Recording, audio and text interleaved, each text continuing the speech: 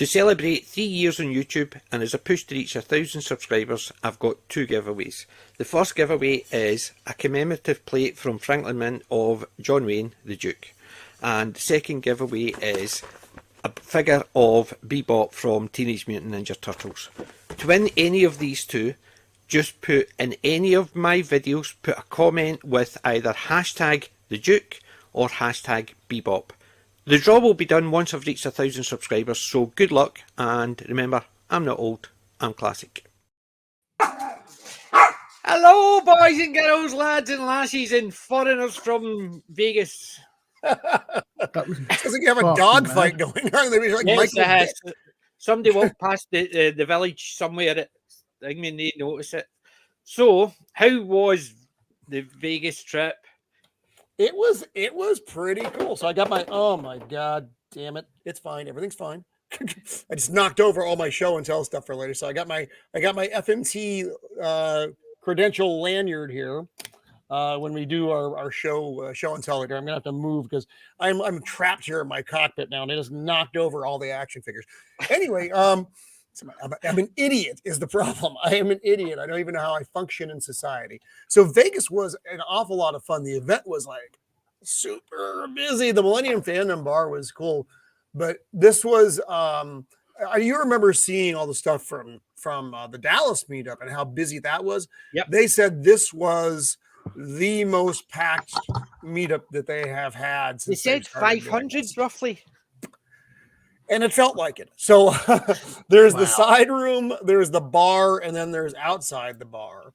And man, yeah, I got to meet all of the people, which was a lot of fun. And not just the FNT crew, but all the other creators who were there.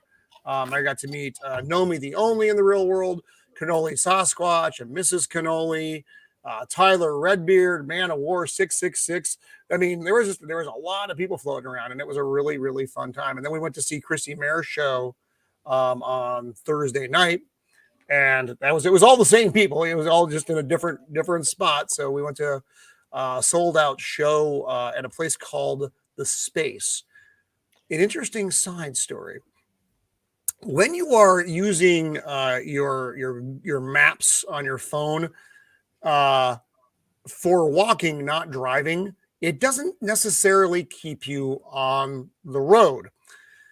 We found ourselves in strange tunnels behind buildings, in alleyways, and I'm like, this doesn't seem right at all. And I was with my buddy, and he's like, hell, that's where it's telling us to go. And it was actually right, but I'm like, Maps is trying to kill me because I mean Vegas is it has a unique indigenous population. We stayed down in the Fremont district, which is kind of old Vegas, where the big cowboys and such. That's old Vegas. It's amazing. It's weird and just everything. I've zip lined down Fremont Street. Oh, we didn't do the zip line. My buddy's like, but then we drank too much and it seemed like a really bad idea. But it's so cool because the entire ceiling roof thing, it's all enclosed and it's all lit up, and you just get this amazing light show for the music and all the weirdest. Clothing is semi-optional, by the way, in case you're curious, on Fremont. And we didn't spend a lot of time in regular on the Strip, as they call it, basically New Vegas. Just because the events that we were going at, it wasn't really around there. We did go down there on Thursday for the Bacchanal Buffet at Caesar's Palace, the world famous Bacchanal Buffet. It was one of the most incredible dining experiences of my life. I had all the meats. If you could eat it, I ate it. It was just so much fun. I've got some pictures that I wanted to share. We just zip through them real fast. You've shared them. There we go. So the best meal I've had, which is comparable, was in Dubai, and it was €100 buffet. All you can eat, all you drink. I was eating Kobe steak and stuff like that. It was absolutely amazing. It's there's the beauty of a buffet, because you get things that you normally wouldn't have. I had bone marrow. I've never had bone marrow. Lamb. I've never had lamb. I had a thing called, it's a cut called the steamship, which is all these, basically it's the leg. It's the leg of the cow, and they're just carving things off of it. It was just incredible. So this is myself, Tyler Redbeard, who should be evident in the picture. The giant man in the back is Cannoli Sasquatch. The lady there is Mrs. Sasquatch. And the buddy next to me in the Pabst Blue Ribbon hat is my friend Tom from Tom's Tinkering and Adventures. Again, Tom. So we got Comics Division and Man of War 666. You know, they make fun of Comic Division is for being really short. He's like a He's not that much shorter than you. Or I'm just really short. I mean, is also the possibility. Well, that is a possibility, yes. There's Ryan Kennel. You're holding the wrong drink. You're holding the wrong drink with Ryan, because you've got coconut and it just makes it turn a shade. Oh, actually, I've got bourbon in that. I got you got free drink tickets coming in, so I had a bourbon. And Ryan and I got stock for a little bit, which was cool because he was in the Navy as well, and we are actually both stationed on North Island here in San Diego. We didn't know each other. He different fields, so we never met. But yeah, we were both on North Island at the same time, which was pretty cool. That's Tyler, Mrs. Cannoli, and Nomi the Only. This is in the bar proper. That was pretty cool in there. They had a lot of neat stuff. That's Chrissy Mayer. That's our friend Max MVP, Max Von Priestley. That is Joker Voice. We actually got to hang out with him after the event as well. I've only ever heard his voice. He's a lot of fun. He's a cool dude. And then the man himself. Yep. Gary. Looks like you're actually, it's just a picture with the line down as if you're standing against a picture going. Yes. There's Tom manning the desk to get into the Millennium Fandom because no one was there. That's Eric K. He's one of Gary's mods. Yeah, Eric, I know. I've dealt with Eric in the past and stuff like that. So yeah, I'm aware of Eric because Eric's a genuinely cool dude. He brought brisket to the event and he gave me some of his brisket. It was delightful. George Molo. Yep. George. Oh my God, he is just such a nice man. Just a great dude. Caesar's Palace.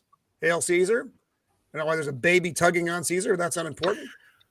Sorry, hail in Las Vegas. I thought it was hot out there. What? It was hot? It was. No. It was a little bit warm. He thought it was hail. Oh hail! Oh God! No, I said hail. So obligatory bad weather joke when it comes to Latin. Yeah, I'm gonna have to eject Colin. No, it's fine. So in which case I could just tell him to say it should be Arve, but then Retro Doc, and this is us. We're in line at Caesars and the Darren Zone. Hey, buddy. So just walking around Caesars, it's an amazing thing. Like I said, I'd never been out there. It was just incredible. Caesars it's huge. It's this massive complex of buildings. Did they have the light show? And we weren't downtown at that point. We were only downtown. We went to Caesars for the buffet, and then we trekked across the world to go see Chrissy at the space. And this is at the bar where Joker Voice works. We were the weird late night gang in there. And then Chrissy Mayer show. And this is actually on the way home. It was actually Alien Fresh jerky, but I became the Alien Fresh jerk. And the world's largest thermometer, which I know it's silly, but it was still fun. I think that might be that's all of them. So that's the Vegas show. Yeah. And it was when if you're able to come out next year, and I hope you are, because I'm planning on it. And actually, you and I can talk hotels afterwards, guys, because, hey, Cannoli! So wonderful meeting him and his wife. They were beautiful people. And Mrs. Cannoli actually drove us over to the Millennium Fandom. And I know we'd been drinking for a little bit before, so we may have been a little bit of a rowdy crowd. So I really appreciate you guys. It was like a car full of toddlers, except they were large and drunk toddlers. So Vex, my poor Canadian friend, trapped above the border. So Hold on, I'm not sure I'm not sure which is worse on this side of the pond. Be trapped above or trapped below. You're well, trapped it's well, there's a you're bug trapped in between here. you're trapped between Prime Minister Blackface and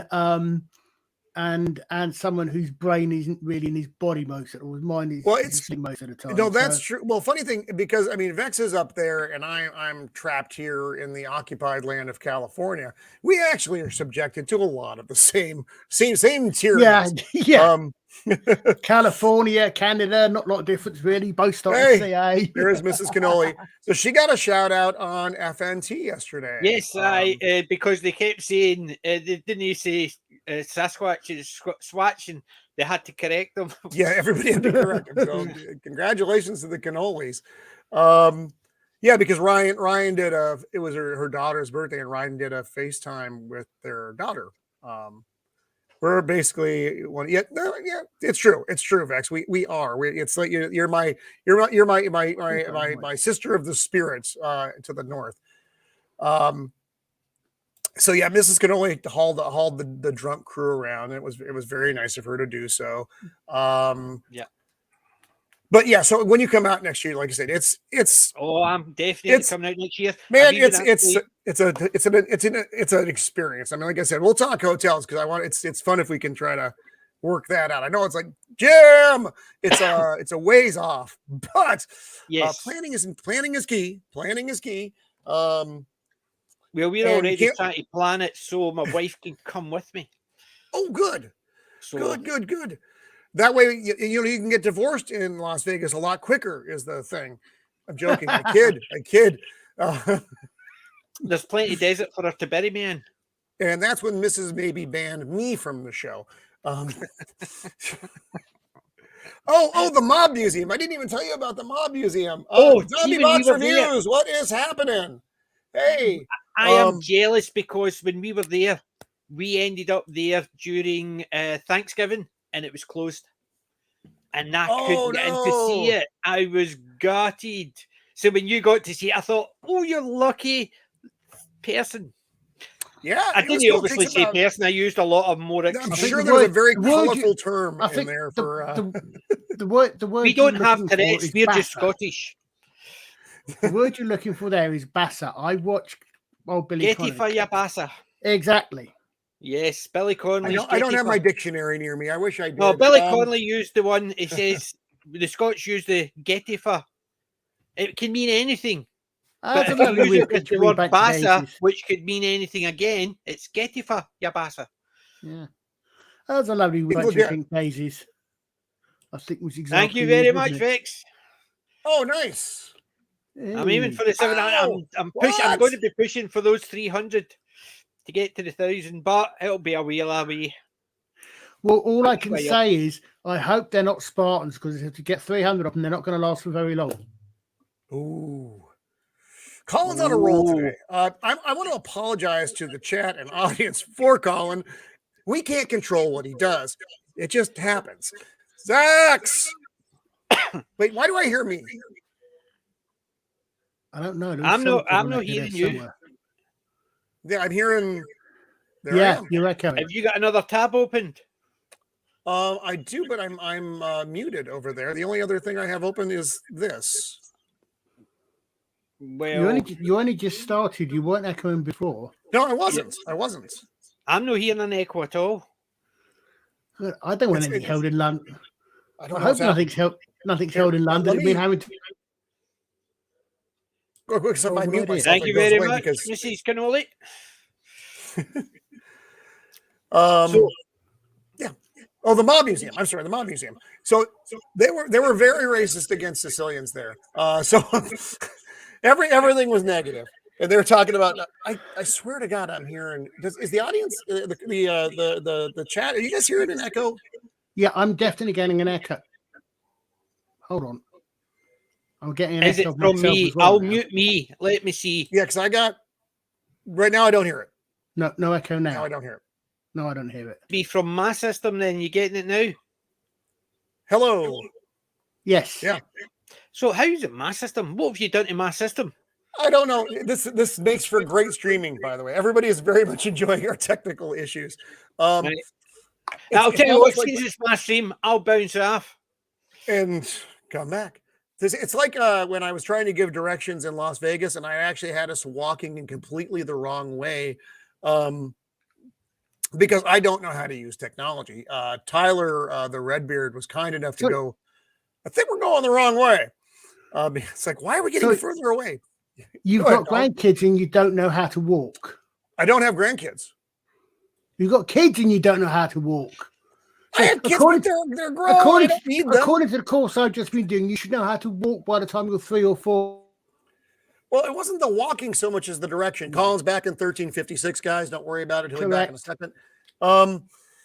So the Mob Museum. There was this one thing we were watching, and they said Jacob Ironside. They said, and they ran in their Italian loafers to the woods, and I'm like, that's racist. You're racist against the Italians. Yeah, but it was a fun time. So he had cannolis. He had 2 Sicilians there, which was nice. Me and cannoli. And it was a hoot. They actually have the wall from the St. Valentine's Day Massacre, the wall and the bullets. It was just really cool. They literally sort of chipped it out and moved it. Yeah, because that was in Chicago, wasn't it? They moved the wall. The wall is in there. You've got Al Capone's 6-shooter. Beautiful pearl handle 6-shooter. It was gorgeous. They have an electric chair. They had a gas chamber chair. You being a musician, of course, will appreciate the next one because that was the night Chicago died. I knew that one. Just keep coming. Can't stop him, folks. I can't stop him. It's a music reference and it's a good song. I liked it. No, it's true. I think I know more about that from Paper Lace than I know from history books.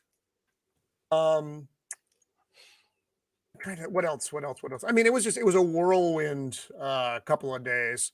Yeah. That after the meetup, we went to Joker's Bar, and that was like, we got in probably around 2, which I know it's Vegas, but we're old, so it really took a toll. And then the next day was Chrissy's show, and it was like I said, it was just busy. Yep, we did. Yeah, all about the people. And they did have a whole thing about immigrants and why the mafia formed here. Bringing it from the old country to the new because of the conditions that the immigrants were living under. Wasn't a lot of it? What would you say, boy? Wasn't a lot of it also because of or at least helped because of the Second World War, where they got the mob on the Sicilians. Well, the mob invasion of Italy. Yes, they actually a lot of our people manned the ports because they were bringing in the goods, so they were manning the ports to make sure that the Germans weren't trying to get in and do the bad stuff. So they because they love this country, but they formed far earlier. I think it was Cannoli. Help me if I'm was it getting not this 24 wrong. or something like that? A lot of it was. Well, it was like they started talking about I think it was 1908 ish. And a lot of things came from New Orleans and worked their way up, which was you learn a lot. I was like, I don't know any of these things because my grandfather, God rest his soul. He was a man who moved goods from Canada into the United States during a time when certain goods were not available. Where they got the real McCoy. So, it was just a lot of fun. So I recommend the Mob Museum. If you go to Vegas, I know it's not one of the big flashy things, but they did not, Jacob. But I had a cannoli with me, so it's kind of worked itself out. They did have it. The courtroom. So the Mob Museum is the old courthouse in Las Vegas. So the courtroom that was used for a lot of the trials and such, you sit down in the benches and you watch a show, and it's all the judges, whatever the hell they call where he sits, his perch, and the desks and the benches are all original from that era. It was really, really cool. And they have some interactive stuff. We were a little worried about our timeline. So you have there's like 3 levels. There's just the walk around tour, which is what we did. And then there's these interactive things, which you can do as well. They also have I don't know if it was a brewery or a distillery, a tasting room of some kind that they had booze at because it's Vegas. That was, I think, the one building we were in that actually didn't have a slot machine. Everywhere else, slot machines. It's Vegas. Oh no, I'm lying. But they were part of the display. They were like these old school slot machines, and they're the size of a man. Then they look like cowboys. It's not just, the shiny box. They were freaking beautiful. I have pictures. I'll share them with you like later offline stuff. But it was like I said, it's not weird. It's not weird, flashy Vegas, but it's a lot of fun, and you get a lot of history out of it, and it's really cool. Now, if you want weird, you go about 200 meters straight out of the museum, and you end up on Fremont Street, and that's when things get strange. Fremont Street is lovely. As I said, I did the zip line down Fremont Street. Yes, it is just fun watching some of the dancers. I don't know what I would call them. Let's call them performers, because there was a lot of performing. That's where the clothing optional clause comes in on Fremont Street. Yep, probably did. It's a family tradition. But they actually, they had like some genuinely cool street performers as well, not just the parts as parts flopping around. There was some very, very strong dude who had a table, and then he had glasses of water, and then he had on top of it another piece of wood, then more glasses of water, a piece of wood.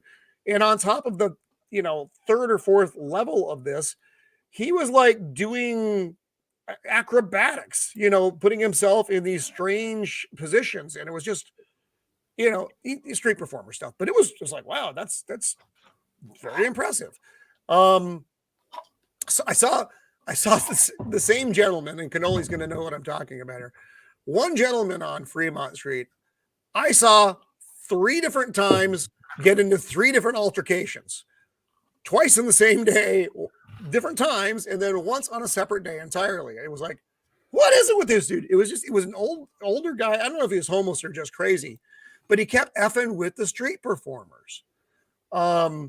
And he just wouldn't leave him alone. I mean, he actually got into fisticuffs with one of the young artists. Santa was getting really pissed, and the first time he like broke glass or something, because we were all eating. It was our first 10 minutes in Vegas together, and we're having lunch at an outside cafe, and he broke some glass on Fremont, which is a big no-no with the security team. But it was the experience of a lifetime for me. I've been trying to get there for 3 years. I finally got there, despite literally everything possibly that could go wrong in the House of the Empire happening. So, yeah, that's the guy. Yeah, exactly. Yeah, I'm looking forward to going next year. I love Vegas. I've been the one. We went during Thanksgiving, so a lot of the shows were off. We saw one magician, which was okay, and I went to the CSI museum. Couldn't resist it. I didn't even know they had a they CSI have a big museum. CSI. It's basically an interactive thing. My wife was sitting there going like that. I've got the paper, and I'm going down all the things and doing all the paperwork, and she's talking to a woman, and the woman says, "Is at least mine's is 14." Because she's basically, I'm standing there, and her kid is standing there, and we're doing the paperwork to try and solve it. I like interaction. So basically, she just done it and says, at least mine's is 14. So, yeah, I do enjoy Vegas. I thought Vegas was lovely. The only thing I meant to do when I was in Vegas, but I just didn't have the time. My nephew did it, but he went down to one of the rages, and he shot off a Thompson submachine gun. Oh yeah, we saw those places. I don't know how much they cost. Well, it depends. His was $100 when I was doing it. $100 for shooting off 3 different weapons, or there was ones where you could get a 50 cal, and it was $8 per round. Well, that makes sense. Expensive rounds, big rounds. That's it. Go on, $100, please. But yeah, You know, I there are just worse didn't have things to spend time. money on. We just didn't have time for me to actually spend a half a day there because there's $300. Just give me bullets. Well, I hope they do it again in the middle of the week, because in the middle of the week, one, it's a lot less. Oh dear, I'm gonna have to pause you guys for 1 second. I'm dealing with insurance people still, so Yeah. talk amongst yourselves. Talk amongst yourselves. Right. I'm just gonna try to phase myself out. No problemo. I'll Well, tell you that. I'm so looking forward to next year. I'm definitely going. My wife is. We're trying to actually get. We can go on holiday because we can't get somebody to look after the 2 dogs because we've got one that's got a psycho issue. Well, he's the runt of the litter and he's got psychological problems. He can't be left on his Todd at all, which means we usually need to have somebody who looks after him 24/7. So it's not as if he can go into a kennel and anything like that. So we're Oh, yeah, trying the to dogs. organise something so the wee man can actually get looked after so we can both come to Vegas. No, I hope so. It's a lot. I mean, it is. I was with my buddy Tom, but I mean, it was. You won't be alone. But yes, if you could share the experience with Mrs. Maybe, I think she would have a grand Oh, time. she loves Vegas as well. Fremont Street, she loves that. And we even drove down to some. Who was it mentioned the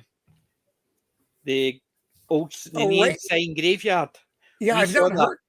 Really, We I saw didn't. I that. didn't hear. Oh yeah, there's a part even down at the old thing as you drive up the road, and there's a lot of the old ones actually in between in the road. Oh, cool. But oh yeah, it is absolutely amazing just seeing all the old signs. You're saying, I recognise that from this movie. I recognise that from that movie. Yeah, I mean, And like I said, the old cowboy is still there on yes, I know. Fremont. There's some other stuff, but I just didn't. I need little Vegas left there. I probably need to schedule another day for the activity. If they're doing another secondary activity like they did with the Chrissy's show, and then just a day to F around and look at Vegas. I was so tired. Yeah. But when Chrissy's show's over, it's like, I want to look around, but I really want to go to bed. So we went back. We actually walked on Fremont Street for just a minute, got beer, and then crashed because we were leaving the next day. I also didn't want to be driving the 6 hours, not feeling great. So yeah, the only thing is the UK one is going to be nowhere near as good because wherever they're going to hold it, I'm going to the UK one. Wherever they're going to hold it in September, I'm hoping it's not London.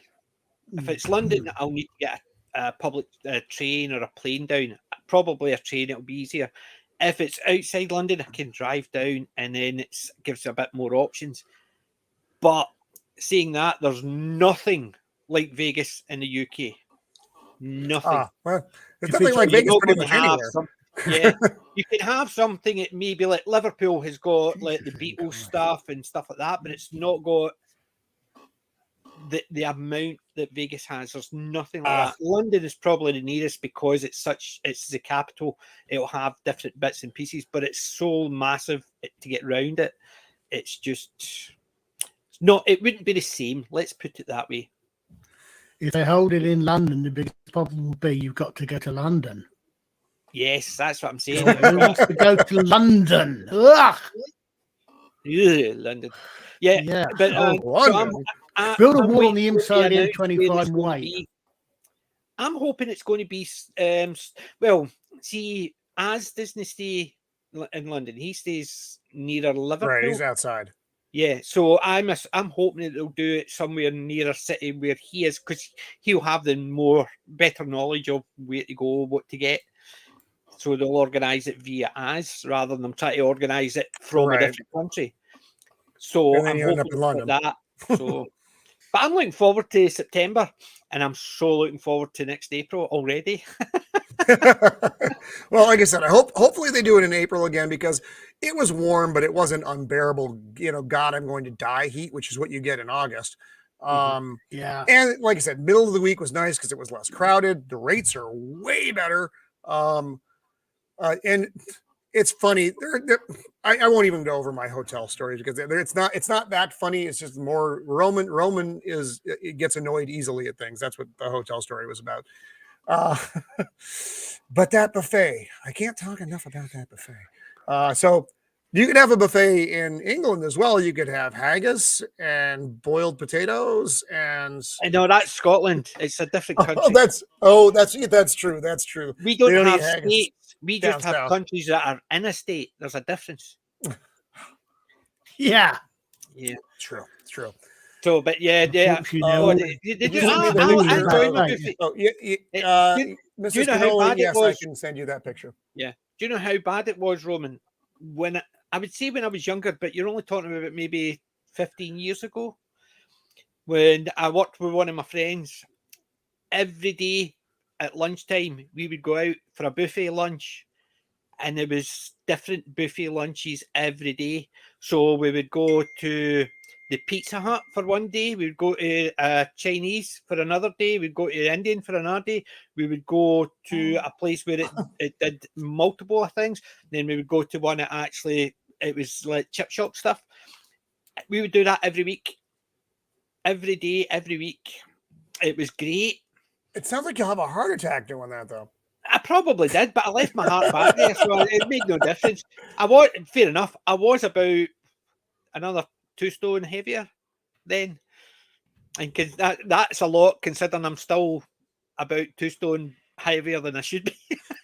Yeah, so am I. So am I. And it's a funny thing is the buffet aside. I know I keep talking about the buffet, but that's not what causes most of my problems. I'm a man who likes libations. I don't even eat. Yes, I share my meals. Everybody's like, oh, Roman cooks, but I eat one meal a day generally. I just have the meal, and that's it. I don't really snack. I don't do any of that stuff. But there's something about the yeasty beverage that I find delightful, and subsequently, my older body says, you know what? I'm going to punish you for this. You know. Yeah, liquid bread. Liquid bread. And it's not like I limit, I don't light beer is fine. Light beer is fine if you're going to drink, let's call it 40 of them. But you heard it here. Roman still likes his Bud Light. No, I'm not transitioning, oddly enough. But that was kind of the joke of whenever we're at a bar, though, that became a humor point because there's no way it won't. What are you gonna do? So I've actually derailed myself now. I feel like Colin. Sorry, Colin. That was a little bit of a dig, but it's good you nature. were talking about your yeast products and. Oh, I'm fat. I'm fat. Beer makes you fat. That's what the crux of the story is. Beer makes you fat. I just see people come up to me and go, beer belly. I say, food. I don't drink a lot of beer. Food. I'm okay if somebody says you're a fat git, but see if they say beer belly, I get annoyed. Food. A lot of food went into making this. Because you want the credit to go where the credit belongs. Exactly. Yeah, I mean, I want people to know I'm a Garnet. If I ate at that buffet every day, I would be a big man. There were big people there. I was actually impressed at the size of some of these folks. It's an expensive buffet as well, though. So you need to know that going into it. But just like anything else, you get what you pay for. Yeah, it's like $86. So whatever the euro equation to that is. So it's not inexpensive plus tip. It ends up being basically it's a $100 meal. Just if you just look at it like that, fine. But the service is amazing.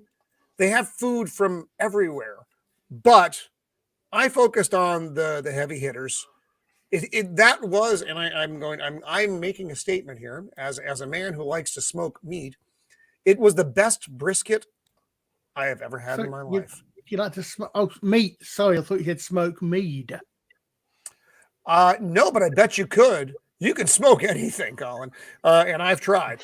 I'll tell you what, smoking meat's nice.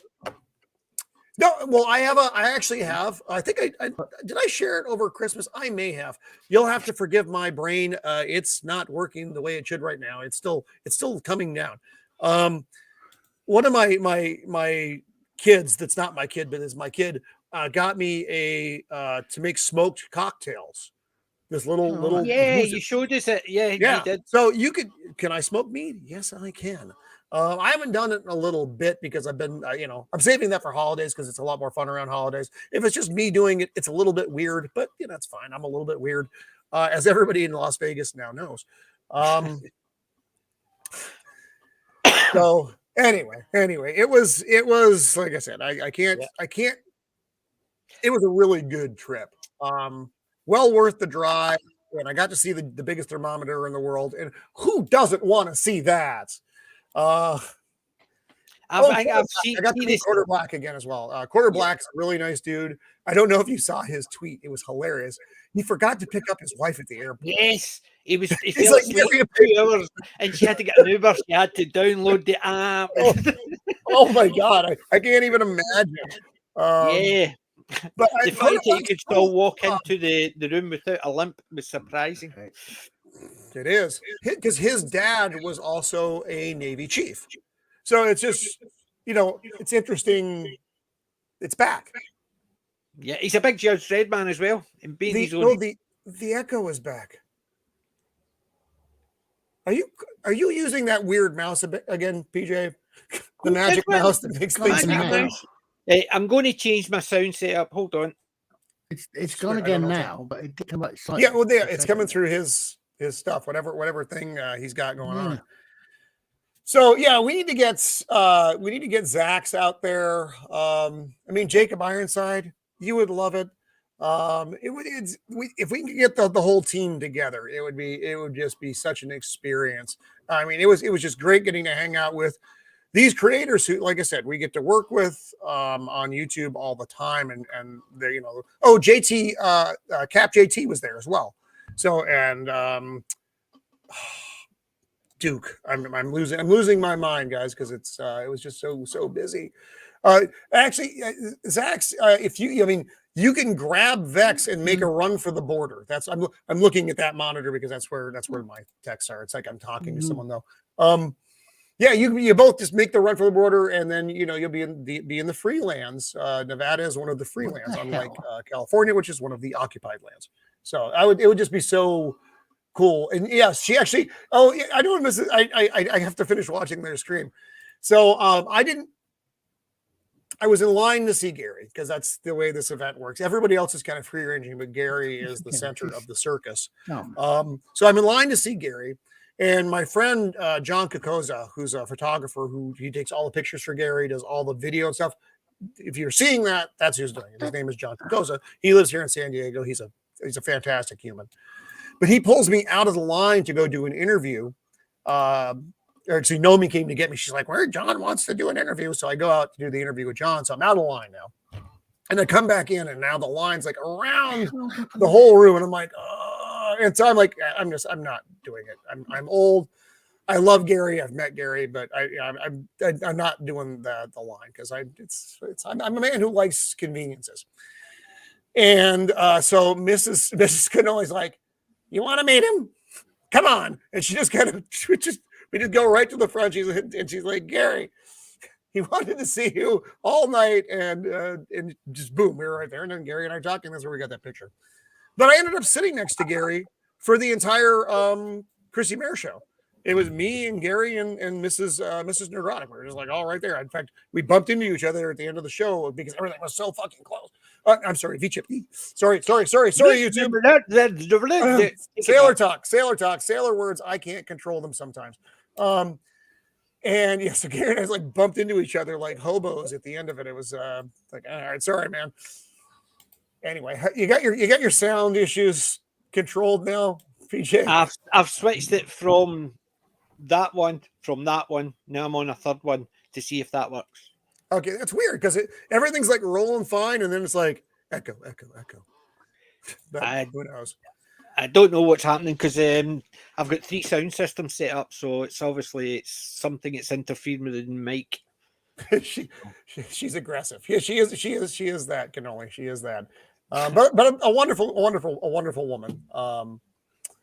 So anyway, so that was our wait, Retro, are you also no, it's to do with that one. I never drink except during this show.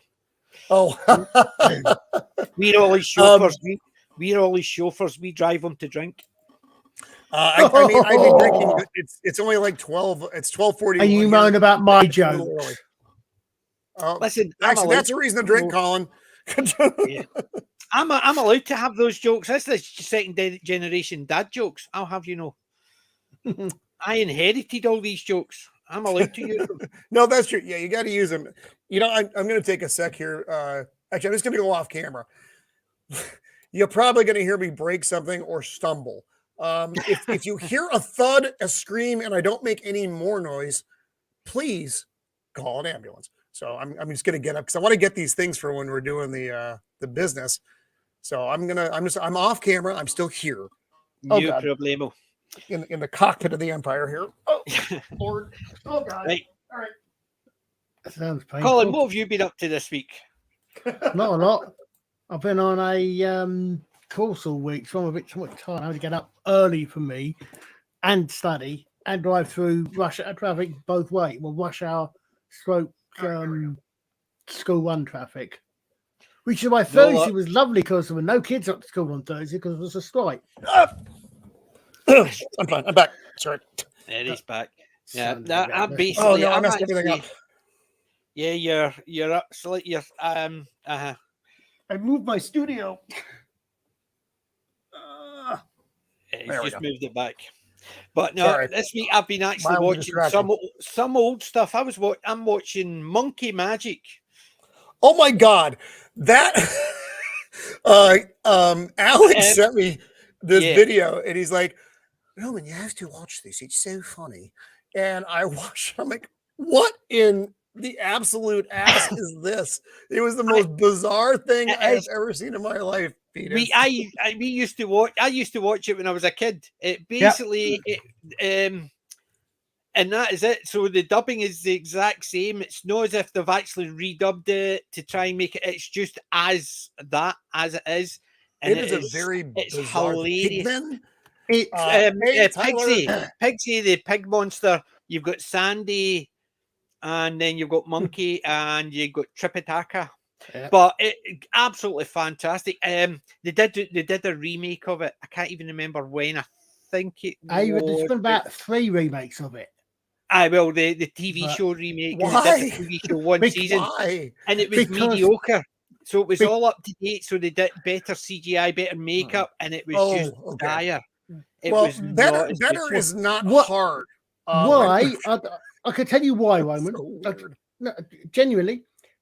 For almost exactly the same reason as you can't move certainly in Britain, if not in America, without a King Arthur thing. Journey to the West is as culturally important in China as the King Arthur legends are in this country, probably. The actual original saga, Journey to the West, it is one of the really culturally important myths of China, even to this day, when they, even in modern China, when they don't do the religion bit. They had a spin-off from Monkey, The Water Margins.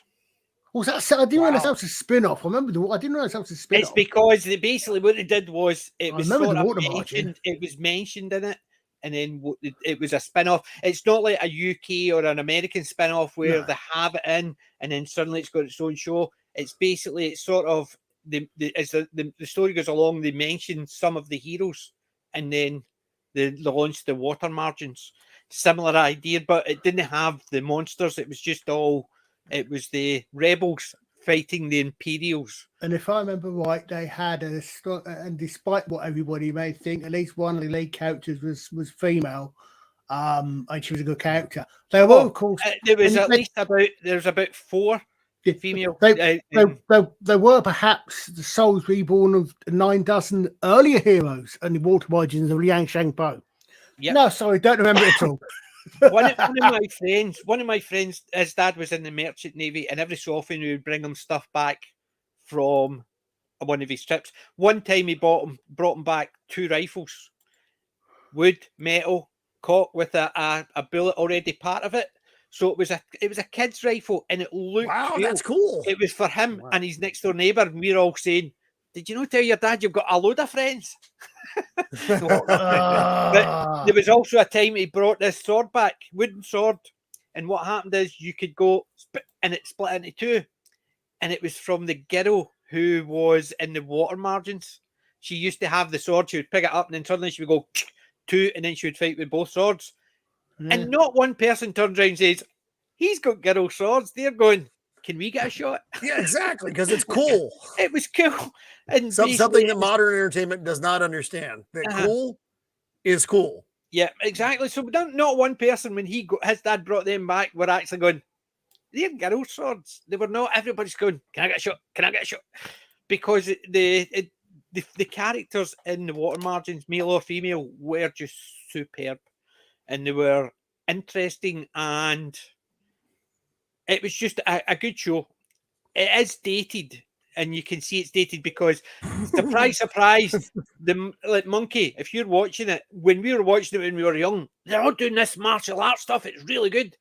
Nowadays, when you watch it, you're saying, they're missing by a mile, because we've seen better martial arts things like John Wick or Jackie Chan or Sammo Hung.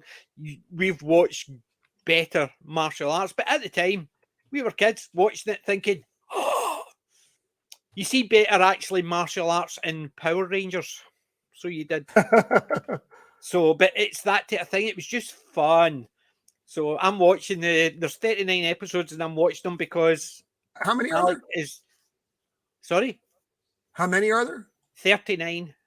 Well, that's not bad. It's a lot, but it's not 800 like some of the shows are. Yeah, so I'm watching them, and because Alec is doing a monkey magic stream. So yes, at the end of May. So I'm watching. There's a Monkey King Legend Begins film from last year. I'm just having a look on the site. There's a film. As I said, it's CPK. Something. CPK? Chicken. I don't know. Honku. I was eating. I get. Now we're talking about food. Now I'm hungry. Yeah. Yeah. Yeah. There's this. I mean, as I said, the thing is, it is a wow. God's sake, listen, monkey. The Monkey is the Journey to the West is an extremely well-known story in China. So it is one of the, and that's why the monkey was. If you think about it, you've already seen a Monkey King. What was the movie with Jet Li and Jackie Chan? Jet Li played the Monkey King. Oh, I don't know if I ever saw that. That's fairly recent because it was about the guy from America who got taken back in time. I got nothing here. Sorry. Come on, chat. I'm not a big martial arts fan either. I know. You want to Jackie Chan to the list of things Roman doesn't watch. I love Jackie Chan movie. Sammo Hung is my favorite, but I love the classic Jackie Chan stuff. I do like a good martial arts. I like even the old Chinese ones where the dubbing is that bad, where the guy goes, "Oh yeah," and the interpreter goes, "Yes." There was the 5 deadly venoms, the 7 deadly venoms. Definitely a deadly venoms movie.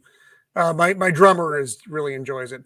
I have more questions about this monkey business.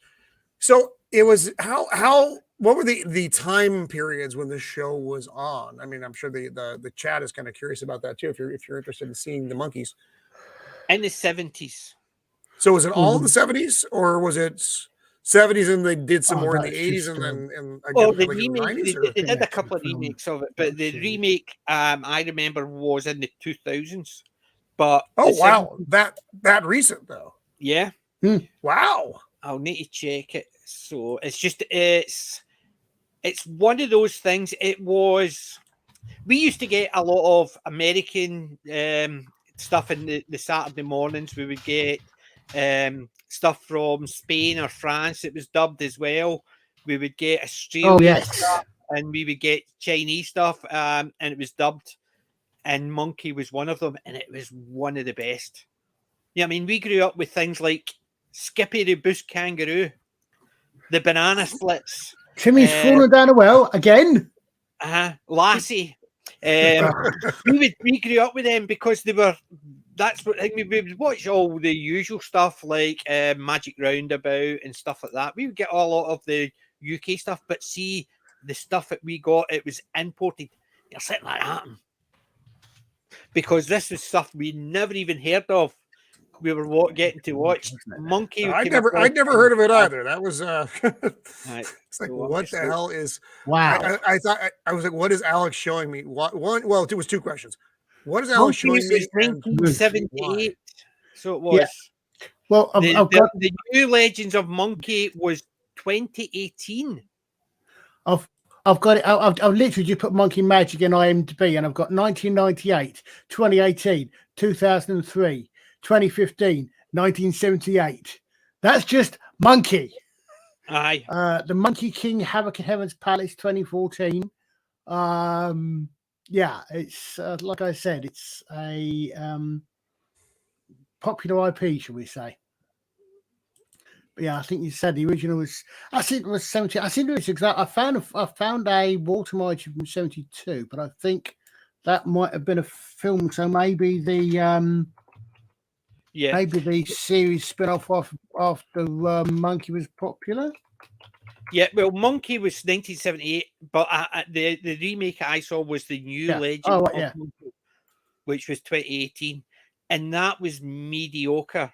It wasn't bad, but it wasn't really that good. The thing is about Monkey, the 78 one, it was just fun. It didn't take itself seriously, so they would all overacted and like Pigsy Monster. You see him, he's sitting there half the time he is a pig monster. The other half of the time he's just this big guy with sort of pointy ears and his nose is a wee bit broader. But it's not the makeup is not as bad as it sounds. When he's a pig monster, it is, but when he's not, it's just. But he basically will do things like he's fighting, and he'll see a woman. He'll be sitting there going, "Try to fight, but watch the women," because he was a womanizer, and that's why he got expelled from heaven, because he was trying to force himself upon the Jade Empress. So he got expelled and turned into a pig monster. Wow. And you had Sandy, who was the guard, the Imperial Guard, who accidentally tried to protect a jade cup from Monkey, and as he lifted it away, Monkey smashed it, and accordingly some of it fell on Genghis Khan, which gave him the power to conquer most of the known world. And he got expelled and dumped in water, hence the reason why he's the fish monster, the demon, the Sandy. So they basically tell you all that in the first 2 episodes, and then it's all about them getting round and Tripitaka as well, which I always maintained that it was a woman playing the part. It was right? It was. But even when I was a kid, it's not as if something I always maintained it was a woman playing the part, and the people turn around and say, "You don't like women." Wait a minute, there's a woman playing a priest, a male character. Did anybody actually bother about it? No. It was Tripitaka was just, it was great, and it's basically just such. But even when I was a kid, I was always aware of it. They never actually came out and says, "Here's this woman playing a man." Yeah, but it just wasn't a big deal. It was starring and so and so, and people actually just went, didn't matter because it wasn't important to the story. But I just love that, and I still love Monkey. So when Alex says he's doing a stream at the end of May, I got dig out my disc, my copy, and then here I go again. So yeah, we're watching the classic old Monkey Magic. Oh, can't wait! And do you know what somebody got me access to? Season 3 of Picard. Ooh, have you been watching it or no? I've to watch it in the next 2 weeks. Okay. Because it basically the way I've got it, it's only a 2-week limit to get access to it. So, Oh, I got it. Okay. um, Yeah, so- I know everybody's kind of Wow. the nerdtorial life form, who his opinion I respect greatly. He didn't dig it, but Gary and all the other folks did. So it's kind of it's the balancing act of yeah. See, I'm probably going to get it because I am curious enough about it that I want to see it. Well, the way I was looking at it was, well, they're given 2 crappy seasons, so why would they go into the third one?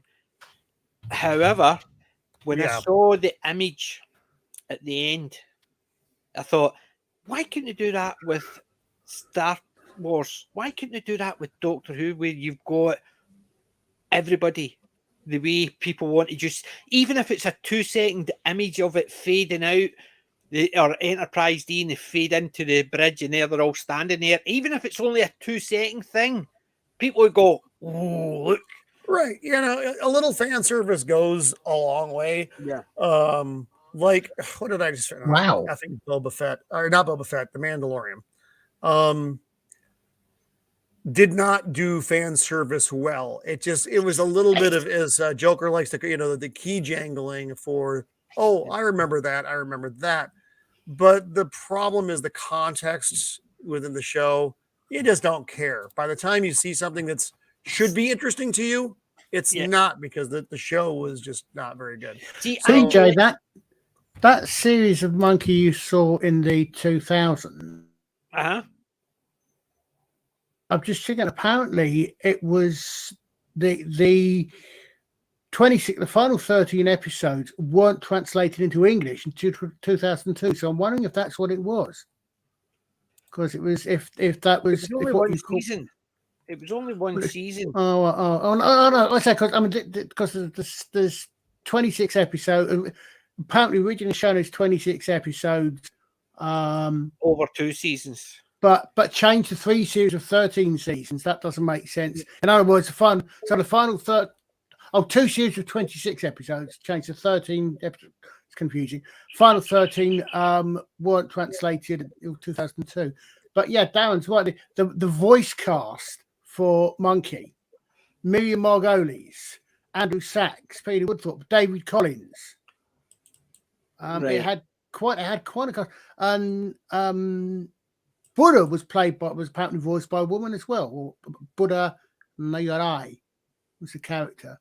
But well, the one I've got is only 10 episodes, so I've only got season 1 of that Monkey. I didn't even actually get anywhere near the second season. Also, maybe it's not. Maybe it's completely. I mean, there were several remakes of it. So, well, it was a 2018, according to what I've got, and I remember. Oh, okay. Yeah, in that case, yeah, that probably is another one. Yeah. Anyway, what was that? What were, yeah,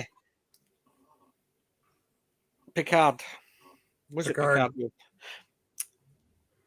I've got it on my list and I will watch it, but I don't know if I'm keen on it. And that's the problem, because I saw that image, and that one image at the end, I thought, that looks good. I like that. Although I thought they're missing somebody. And as I said that, somebody says, it's a pity they didn't have Denise Crosby. Because they killed her off. And I thought, well, actually, no. They could have actually had her Romulan daughter. Yeah. Well, as I said, they were missing two.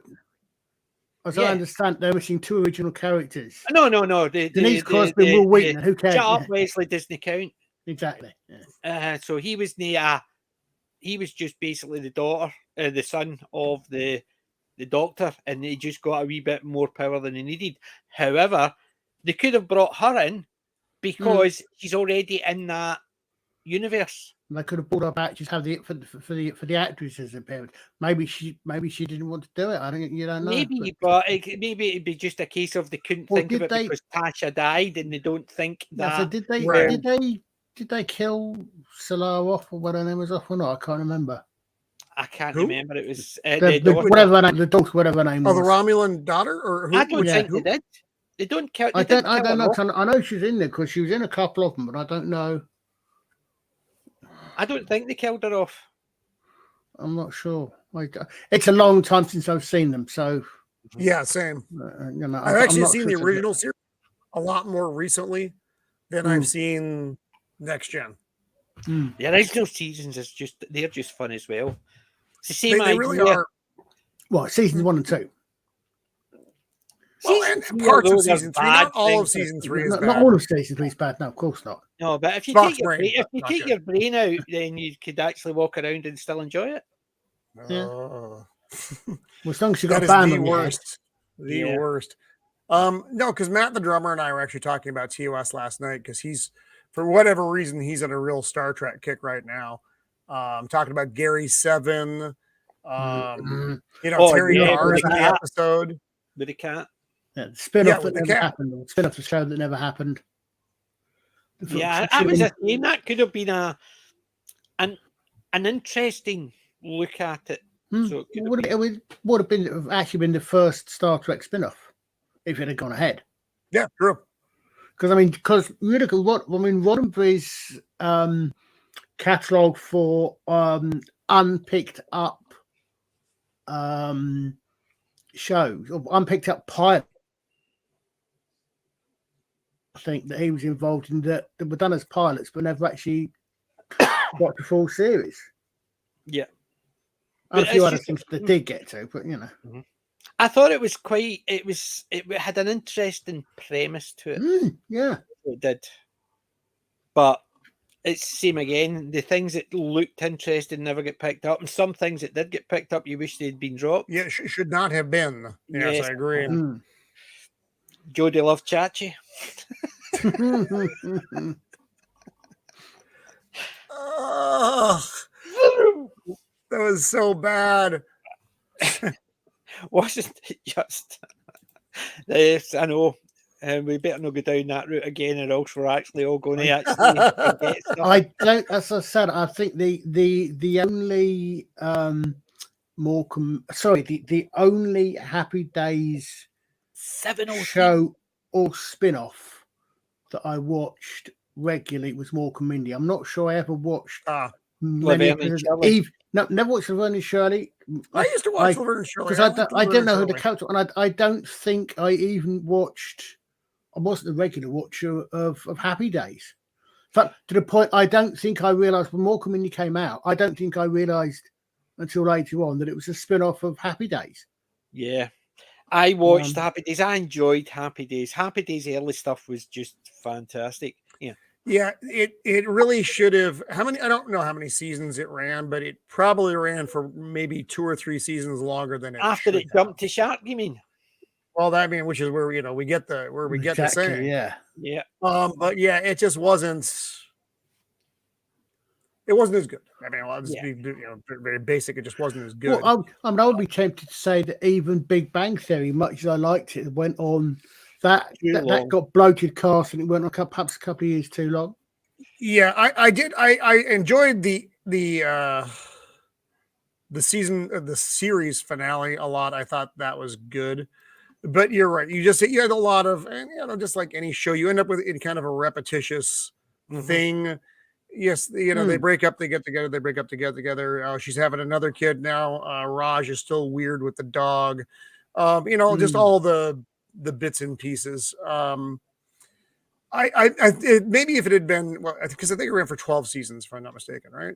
Big Bang. Sounds right. Wow. 10 probably would have had it going out prime. It's like Seinfeld. Seinfeld had 7 9 seasons. And it went out prime. That 70s show, the final season when what you call him, he was in Spider-Man. Oh, the one that played Eric Foreman. He played Venom in the Spider-Man movie. Really? Tom Hardy? Foreman? No. I'm sorry. The earlier Spider-Man movie. He played Eddie Brock, and he became Venom in the early Spider-Man one. Oh, I don't know. No idea. He played Eric Foreman, so he did. So, and when he left, they changed the character. They brought somebody else in to replace him, but it just went. Yeah.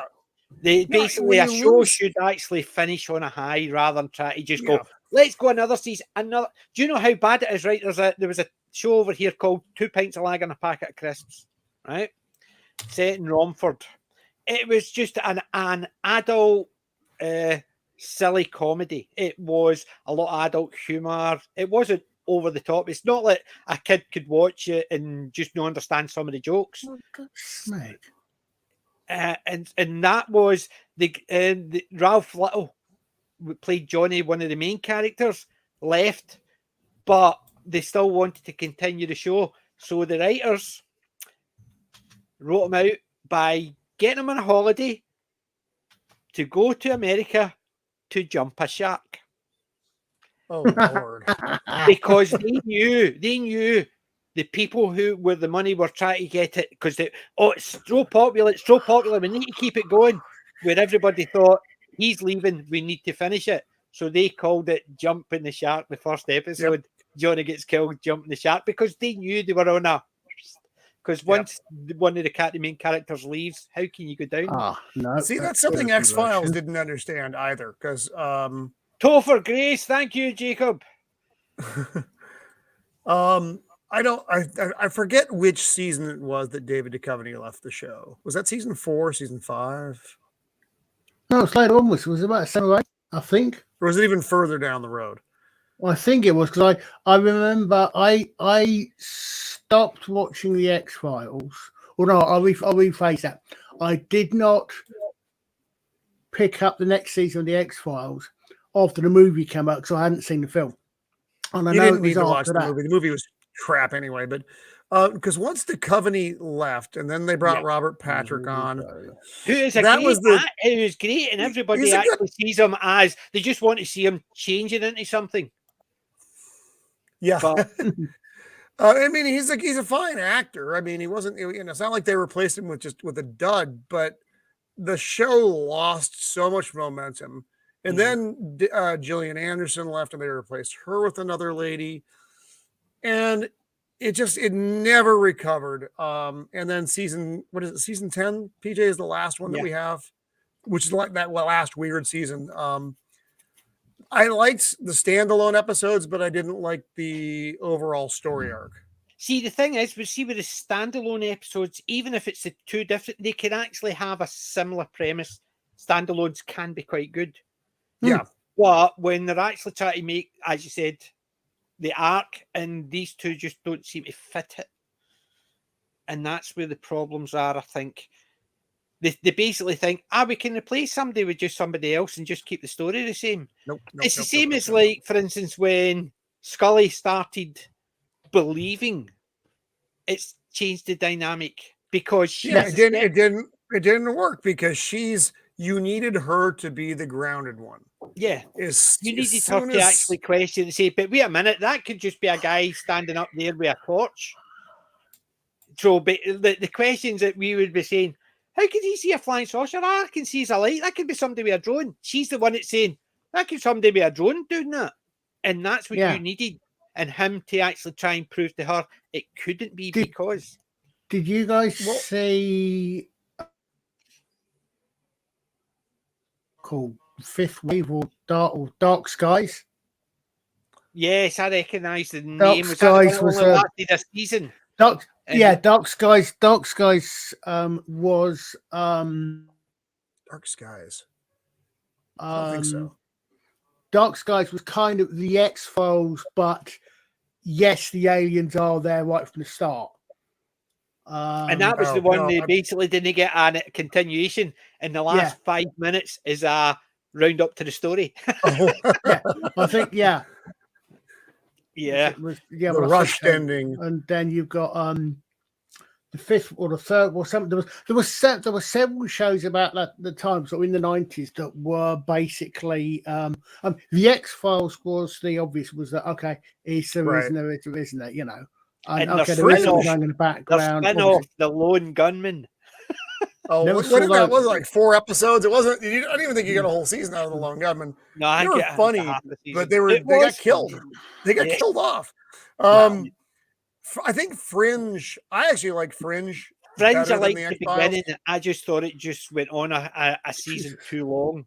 I think the 5th season. I love the 5th I season. It's know, weird. but I think it's just because they changed the dynamics again. They suddenly started crossing over.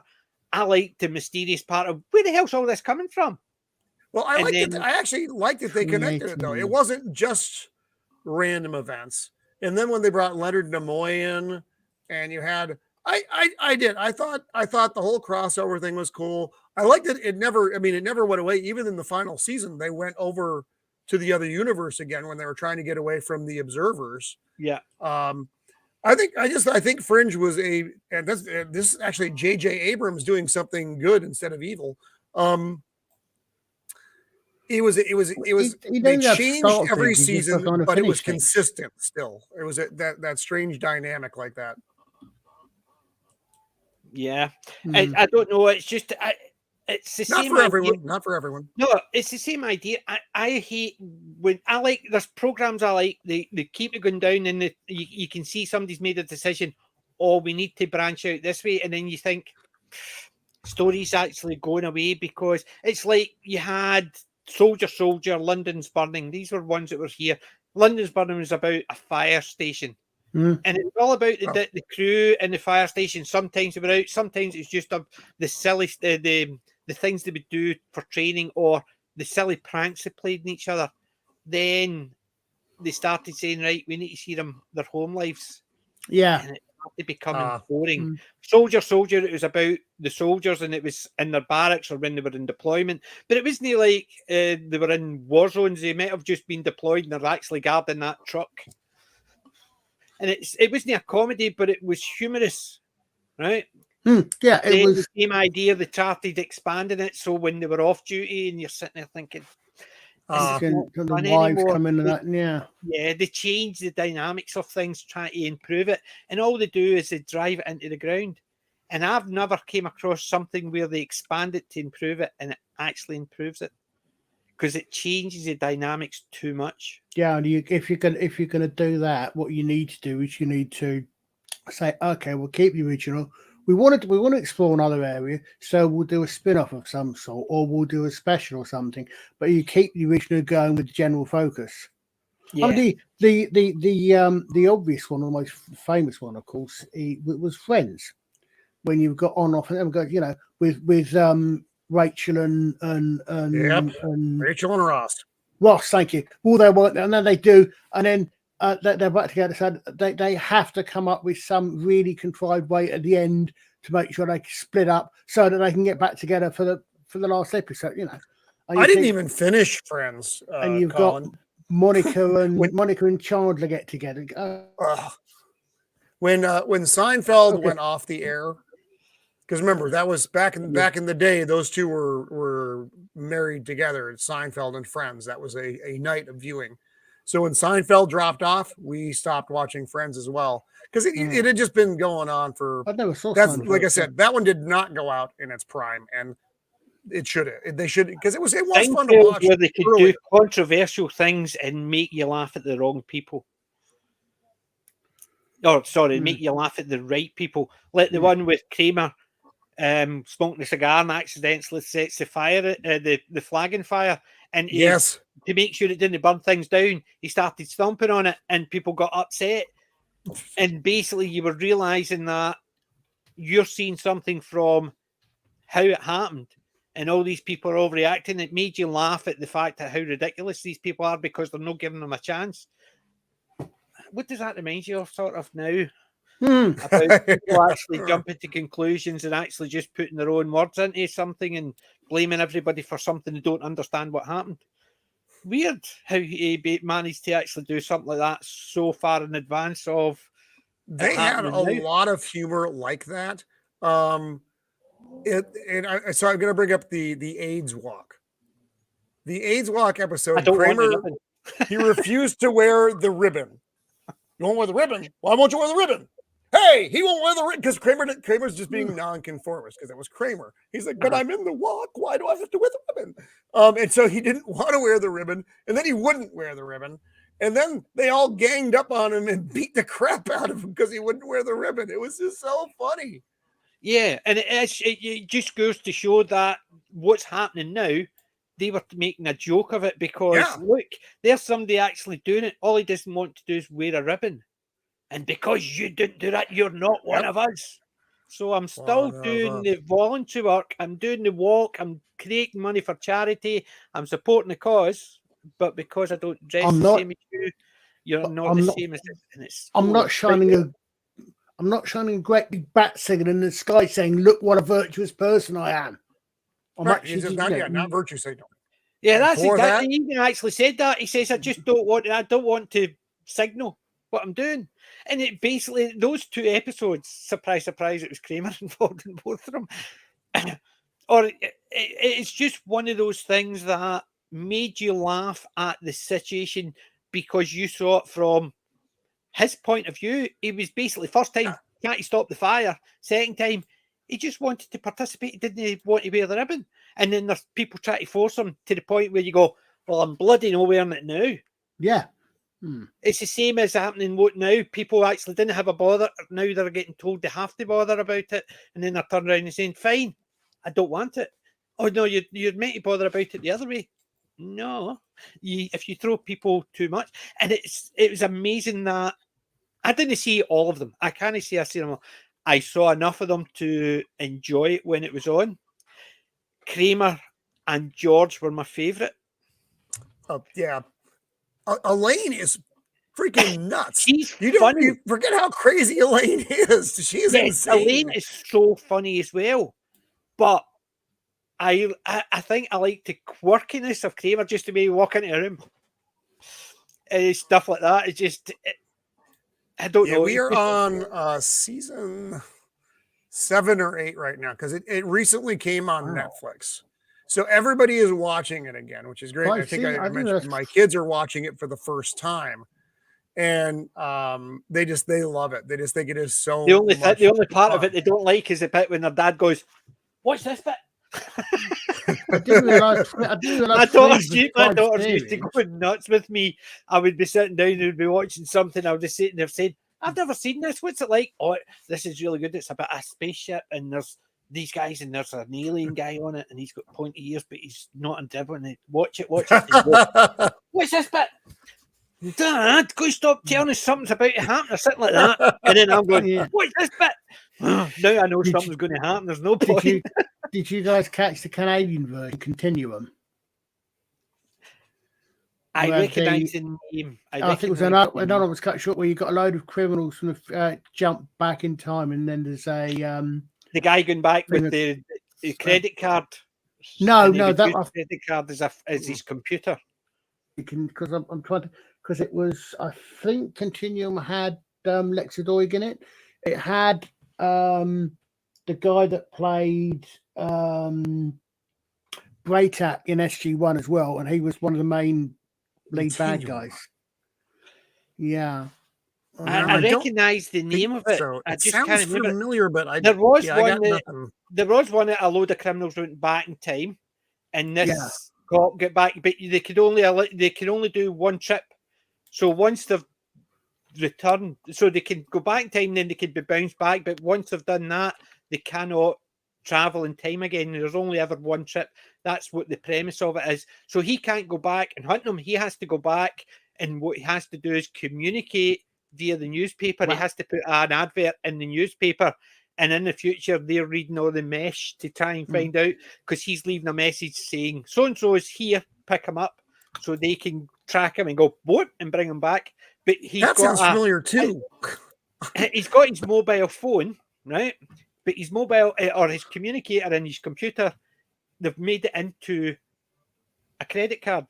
So he would be standing with his credit card up to his ear, talking to it as if it's a mobile phone, or sometimes he's putting it into a floppy disk as if it's a disk. It was funny they were using the credit card for everything.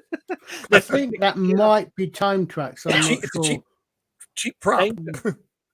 But I mean, there was one like that. But Continuum, I recognise the name, but I can't remember. It was 2012 to 2015. You cut out there. You went. Yeah, I know. Shit, this one. 2012 to 2015. I'm trying to bring it up, I'll but need with to the get internet. it. Let's see. I'll see if I've got it on my list of things. But Continuum was a detective from 2077. I don't have it. 2077 finds herself trapped in present-day Vancouver, searching for ruthless criminals from the future. This one had a female lead. No. It didn't have a female lead. It had a gorgeous female lead. Well, yeah, it did. Rachel Nichols was the lead for this one, but yeah, Boyd and Tony Amendola were both in it. I thought they were. Retro Doc just said the exact same thing. Interesting. Yeah. I recognise the name of it. I just can't remember it at all. Apparently, it went on for four seasons. I thought it had been cancelled, so I'm going to have to get back and catch that one up as well. Now, if you're talking about quirky Canadian ones, Lex. Yes. Do you remember Lex? Did you see Lex, Roman? About the bug station.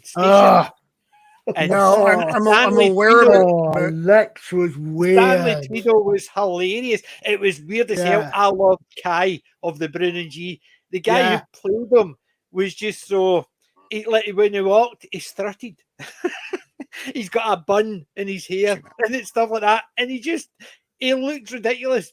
But my God, he was cool. He just strutted. That's what he did. When he was walking to chase somebody, he would just sort of strut, and it was funny.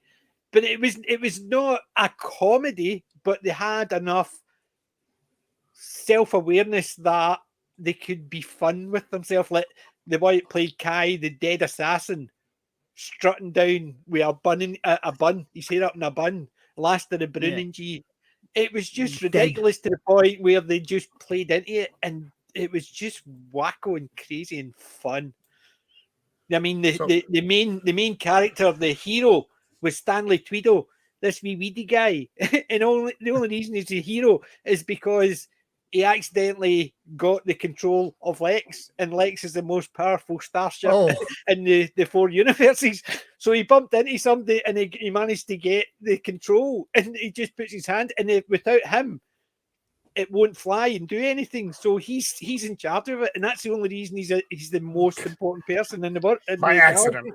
By accident. And he's just such a wee weedy guy, and it is funny. It's just fun. I loved Lex. I think it is just...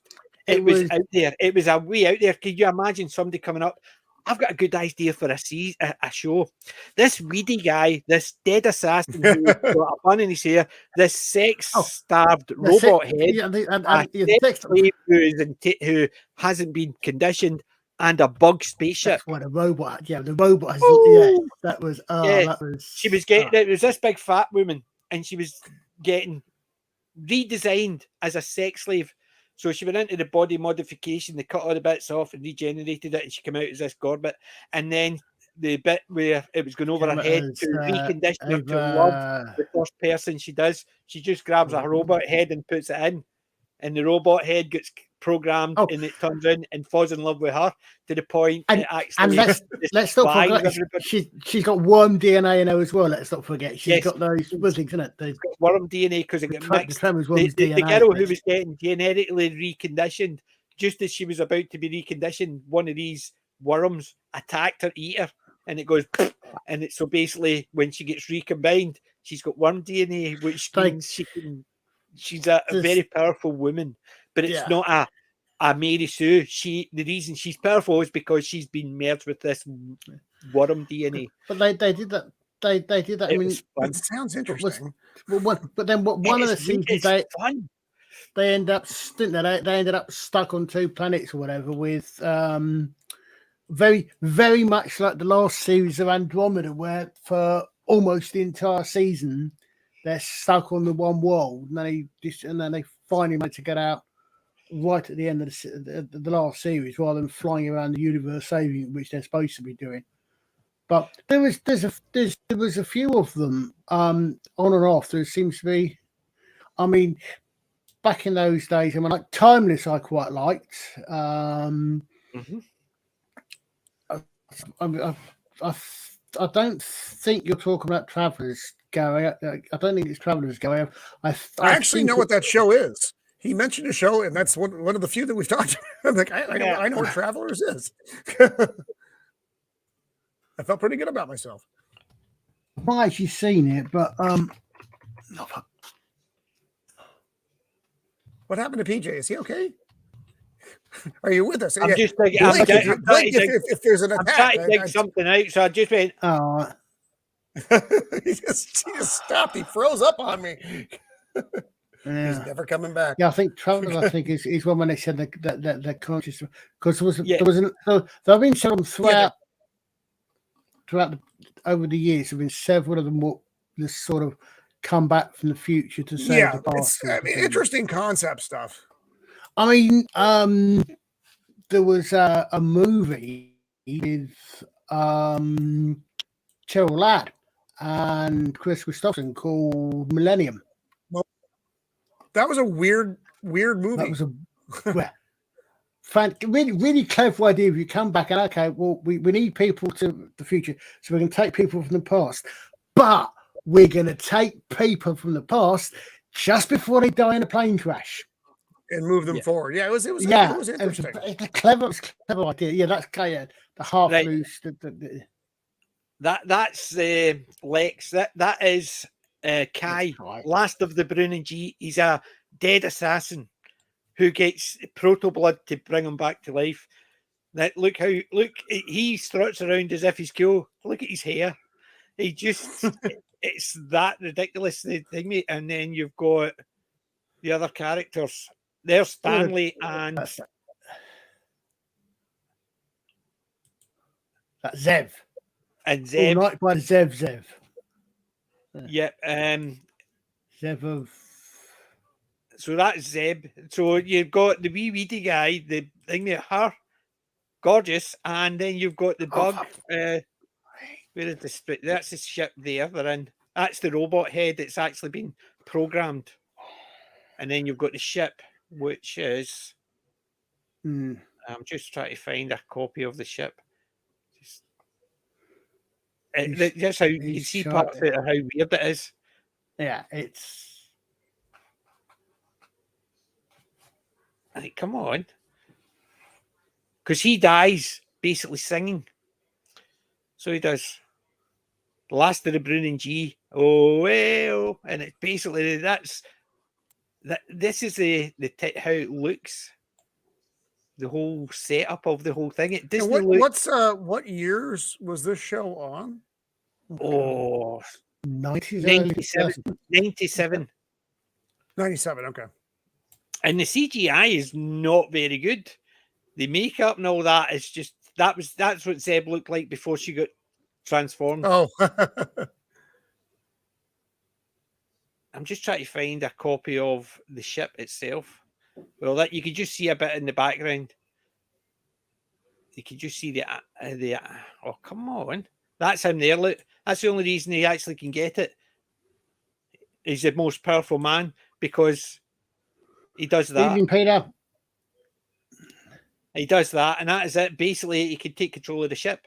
It is weird as hell. It is one of the weirdest things out there, but oh my god, it's so fun.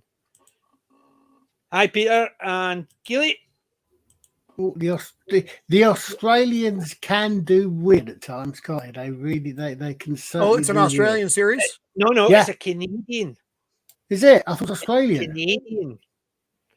That's what I'm saying. Right. It's Canadian. It's just, it's weird as hell. I'm not denying it. It's weird as hell, but it's fun. Well, it looks interesting. If I ever have time again, I'll have to try to find it. See, the thing is, all you do is not watch Picard. That's right. I just wouldn't watch it. I don't need to watch Picard. It's like Guardians is coming out soon. I'm probably going to go see that. I bet you'll be enjoying that. Hasn't that had? You know, some of it's actually had its world premiere. It God, may have. I don't know. I've been did out on of touch Friday. for the last several days, so I don't I know. thought I saw somewhere, and I'm because sure they were talking about it in Friday people night. also, a lot of people have actually said this, despite the fact that the critics, of course, are all using exactly the same buzzwords. I think a lot of people have said, reasonably ordinary people have said that the Flash movie is actually not bad. Well, that's only because it's a Batman movie. They had Well, to yeah, do the yeah, but you they know, had to right. do the Batman It's an trailer argument. to actually launch the Flash movie. But no, because was not the whole thing actually shown by the whole film was shown to a select audience at Con or something recently. So you've got people who just happen to be there who aren't who aren't the reviews and the rest of it. And apparently, I think I saw that a couple of times and people have said it. Obviously, the proof will be in the proverbial pudding when it actually comes out on general release. Right. I actually have some tie-in with my pick of the week for the Flash movie. Right. Because There you go, Roman. Oh, there we go. It's a big bug. All right. It's a yeah, big it bug. is That's literally. there. That is the ship Lex. It's just a big bug. Wow. Okay. Yeah, that's interesting. All And right. It's a living ship. It's a living, and it's basically it's just one of these TV shows. It's just weird as hell, and it's fun. But do you want to do your pick? Yeah, because I am gonna have to roll at 2:00, kind of my normal time today. Yeah. So, So but yeah. let's do Let this. me roll it out. Actually, Pick of the week. I know that still feels corny as hell, but I'm stuck with it. hey, it works. Right. Okay, I have several items this week. Right, It's let's pretty get doing that way. Come on. Why is it no? Actually, there you go. Wait, All right. you first. The first thing is like the least cool thing because you can't see it because Marvel Legends boxes now suck. Yeah. This is I Iron can't Man believe that. the Extremis, and I was so excited that they made this figure because this was just one of my favorite comics back in the day. This was where the first Iron Man movie got a lot of the scenes in that movie are literally shot for shot from the Extremis comic, which is where this armor came from. And I saw it and I had to have it. I know I have. I can't wait for the box opening for that one. I got like a And few here's Iron Man. Man. What's that? I says I can't wait for the box opening for that one. Here's Iron Man. Because you can't see what it looks like. You can't until see you it. open the I box. know. It's like The box is all melted in plastics and I hope not. It's like it's very frustrating. I know. So we're gonna go through these now. These are the ones I'm like genuinely excited about. So we have I saw the picture of that one. That the was Michael cool. Keaton Batman. This is the updated version of the 1989 suits. And I'm thrilled that I got this. I was worried it was going to get canceled on me because Amazon has been doing that. But yeah, this was like the one of all the ones I was like, oh man, I really hope they don't screw me on this. And I also got from The Flash the Ben Affleck version of Batman. And basically what he's wearing here is it's a very close to a variation of the Christian Bale armor, but it's Ben Affleck in it because, the divergent future time travel thing. So, and then the final one, and if I already showed you guys this one, let me know because again, I'm confused. It was the Project Superman. Did I already show you Project Superman? Yes, the that one I already did show you. Okay. With the cyber, but it's still connected. It's got the Cyclops. Cyborg. Cyborg. It's got the cyborg builder. I'm sure I saw somewhere someone said that there was supposed to be in the Flash movie. There was supposed to be pictures or something of actual Batman, of real Batman. Adam West was supposed to be appearing as a Oh. picture or some sort of reference to the 66 Adam West Batman in it.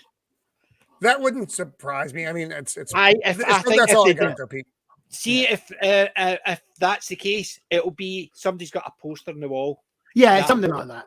It was. Oh. I think it was something Yeah. like that. You know, I don't even know what to do with those references. It's fine. It's not a big deal, but it's It's a kinda big like deal. that. It's the only proper Batman. Exactly. you know how I feel about this. Yes, you like the Batman with nipples in his batsuit. I know. I hate that Batman. I hate that Batman so much. So, Colin, I'm assuming you've not got anything. Nah. I've No only got trinkets two- from I've only- 1356. No, basically, it doesn't. No, want to nothing show off survives the- the time trap. The only thing that survived the time change are the heads of the French Knights I've taken. I'm not really supposed to show those on YouTube.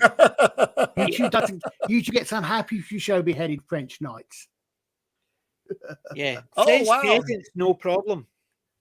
Did you see a little note from Retro Doc there? Yeah. Wow. It's supposed to be. It was originally 4 hours. Wow. I hope they actually do one of those. The Snyder I'd Cut. love to see it. I enjoy all the weird little tidbits. Hopefully, when I it do- comes out in DVD. Yeah. Well, the thing is that I genuinely don't know, but how far in development the Flash movie was when the last Spider-Man movie incident. was. Oh, did you hear? Did you hear? I've not seen that one either, but the one where he got all the multiple Spider-Mans, which apparently was very well received. So I don't know how far along the Flash movie was before they said, "Oh, let's bring in all the different versions of." Did you hear what somebody renamed the movie, the Flash movie? Batman and the Choker. It was something on Friday Night Tights. I was not myself when I heard it. Batman and the Joker. I thought, oh, he's been sitting there waiting. That's when all. I got a chance to see that one. I thought of a great one, but I've only got two things left. These, one of them's a charity shop one. The other one's the last thing I've got from my Comic-Con in February. Cool. So I finally managed to get the last box set. Oh, very nice. Of the three. So that's me, and now got all three of them. So that's me got the, because I've got the books and I have got the bog standard DVD. And yeah, you need the one with the set, which has got all the extras and bits and pieces. Yeah, I've got that's the same one that I've got. So I've got the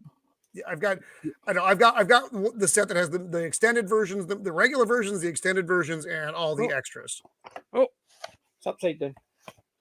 Obviously, I took it and messed around with it, but yeah. So I needed to get the one. I've got the Return of the King and whatever the other one's called. I can't remember. The Fellowship of the Ring. That's the one. The Fellowship. Of the Thing. The Fellowship of that thing, right? So I've got the other two boxes, and that was the third box I needed. So I managed to pick that up.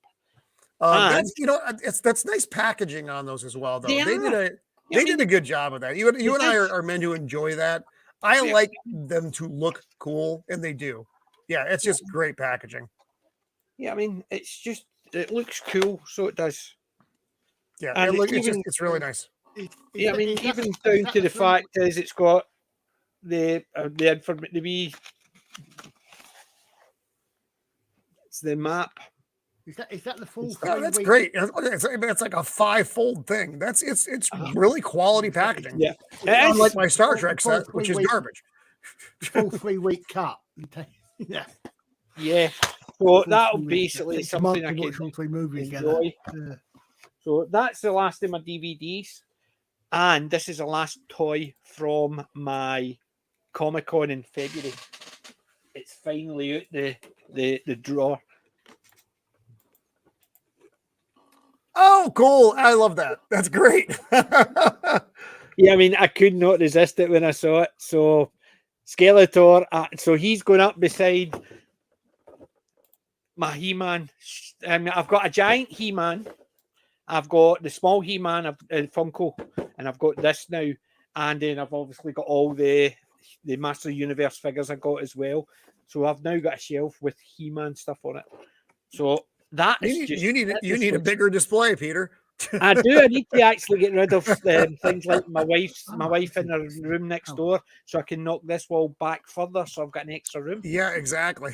For some reason, she doesn't seem too pleased with my ideas. I don't know why. I think it's perfectly acceptable. I think it's perfect. As a man who considers himself reasonable, I think it's. I keep on telling her about the security and stuff like that, so she did not too bad. She actually put a lock on my door. Fair enough, the lock's on the outside. Outside, but. So that's what she says. She says she was in. She was just checking, make sure the windows didn't open and stuff like that. So I don't know what the plans are, but it sounds fun. So, but yeah, that was it. That's my last from my Comic-Con purchase in February. So not bad. It lasted me up until almost May. That's cool. So I have to throw out a disclaimer here for our future shows. I have both an action figure and album moratorium in place right now. I'm because of a myriad of reasons. I am trying to not spend a lot on other, a lot of reasons. So yeah, this was the last batch of stuff I was waiting to come in. Oh Lord.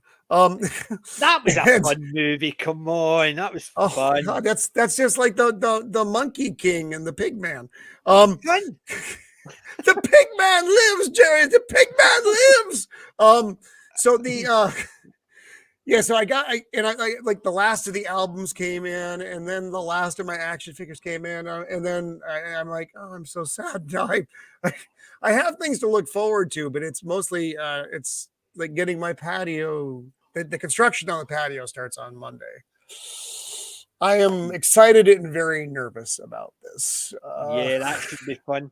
Whereas I'm actually watching what I'm spending. I got my new metal detector and all that, and I calculated how much. But I've been digging stuff out for it. Like, for instance, where is it? When I started this channel, I was looking at different cameras and I was trying different cameras. I ended up buying a GoPro. And I never used it, so it went into a box, and it'd been lying there for nearly 3 years. So now I've got the harness for it, so I can actually record for my metal detecting channel. So the harness has come through, and I even dug. Wait to see this, right? I got that for when I used to fish. So it's my fishing vest. That long ago that I can't zip it up. I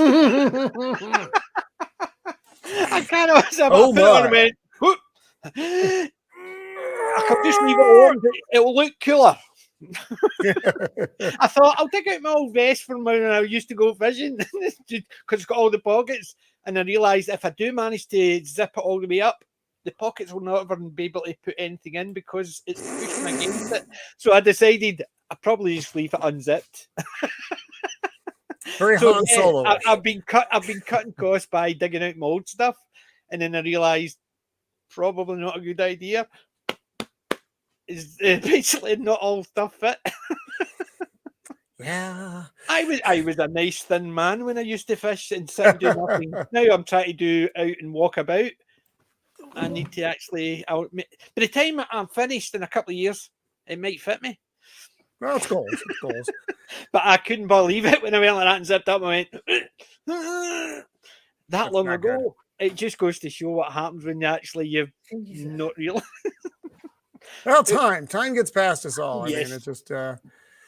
So I'll probably do an unboxing of some of these, not necessarily all of these, on working with Left Eye Ego, because he and I.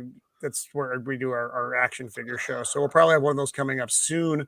A lot of things I just don't know about this week, though. Jacob Ironside's hitting me up, too, to try to be on his channel. I don't even know if I'm going to do my show this week, unfortunately, just because I have all the house stuff going on. And I know there's going to be a lot more stuff in the studio of the Empire that would normally be here because I have to get it out of the way so they can do the construction. I don't know. It's like I'm walking in a minefield this week. I don't know what's going to happen. I want to do a show this week because I didn't get to do a show last week. But if I'm not on, please don't unsub. I'm not dead. I just have a lot going on this week. So I may try to squeeze a show in maybe with Ego if he has time.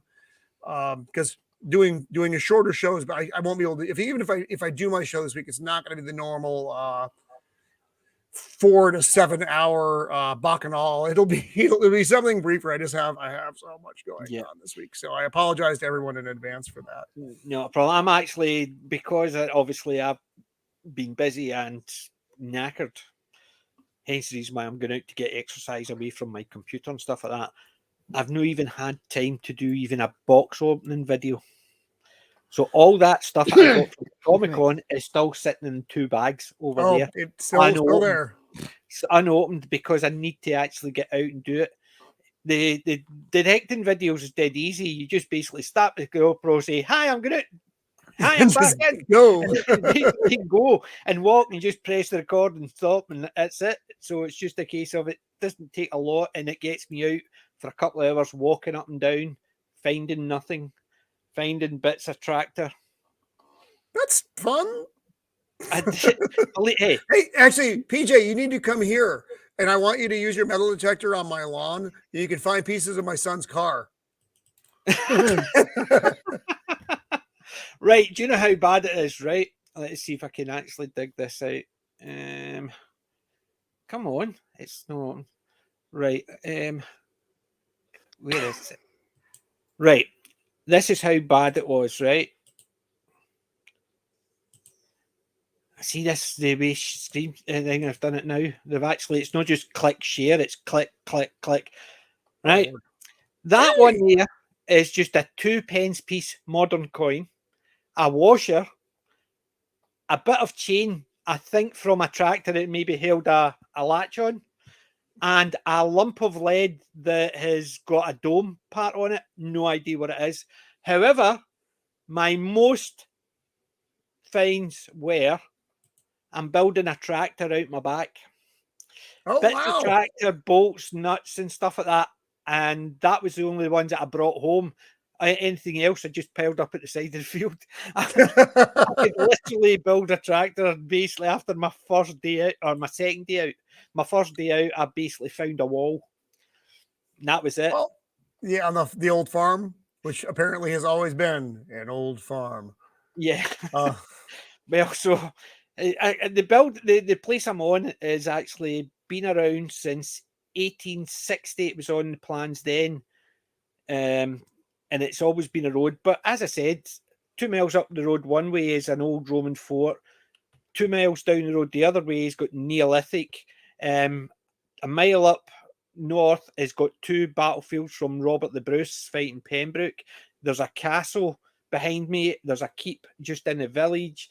And accordingly, there's old Viking stuff at the back. Oh, wow. Plus, the valley's got that's cool. I mean, that's a lot.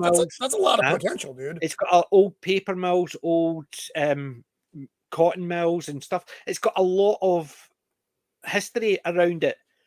And I found a wall and a brick and a bit of a tractor. You know, it's more of an art than a science, I think. Yeah. Arty farty. But no, somebody says that you're going out to find treasure. No. I'm going to find a reason to go for a walk.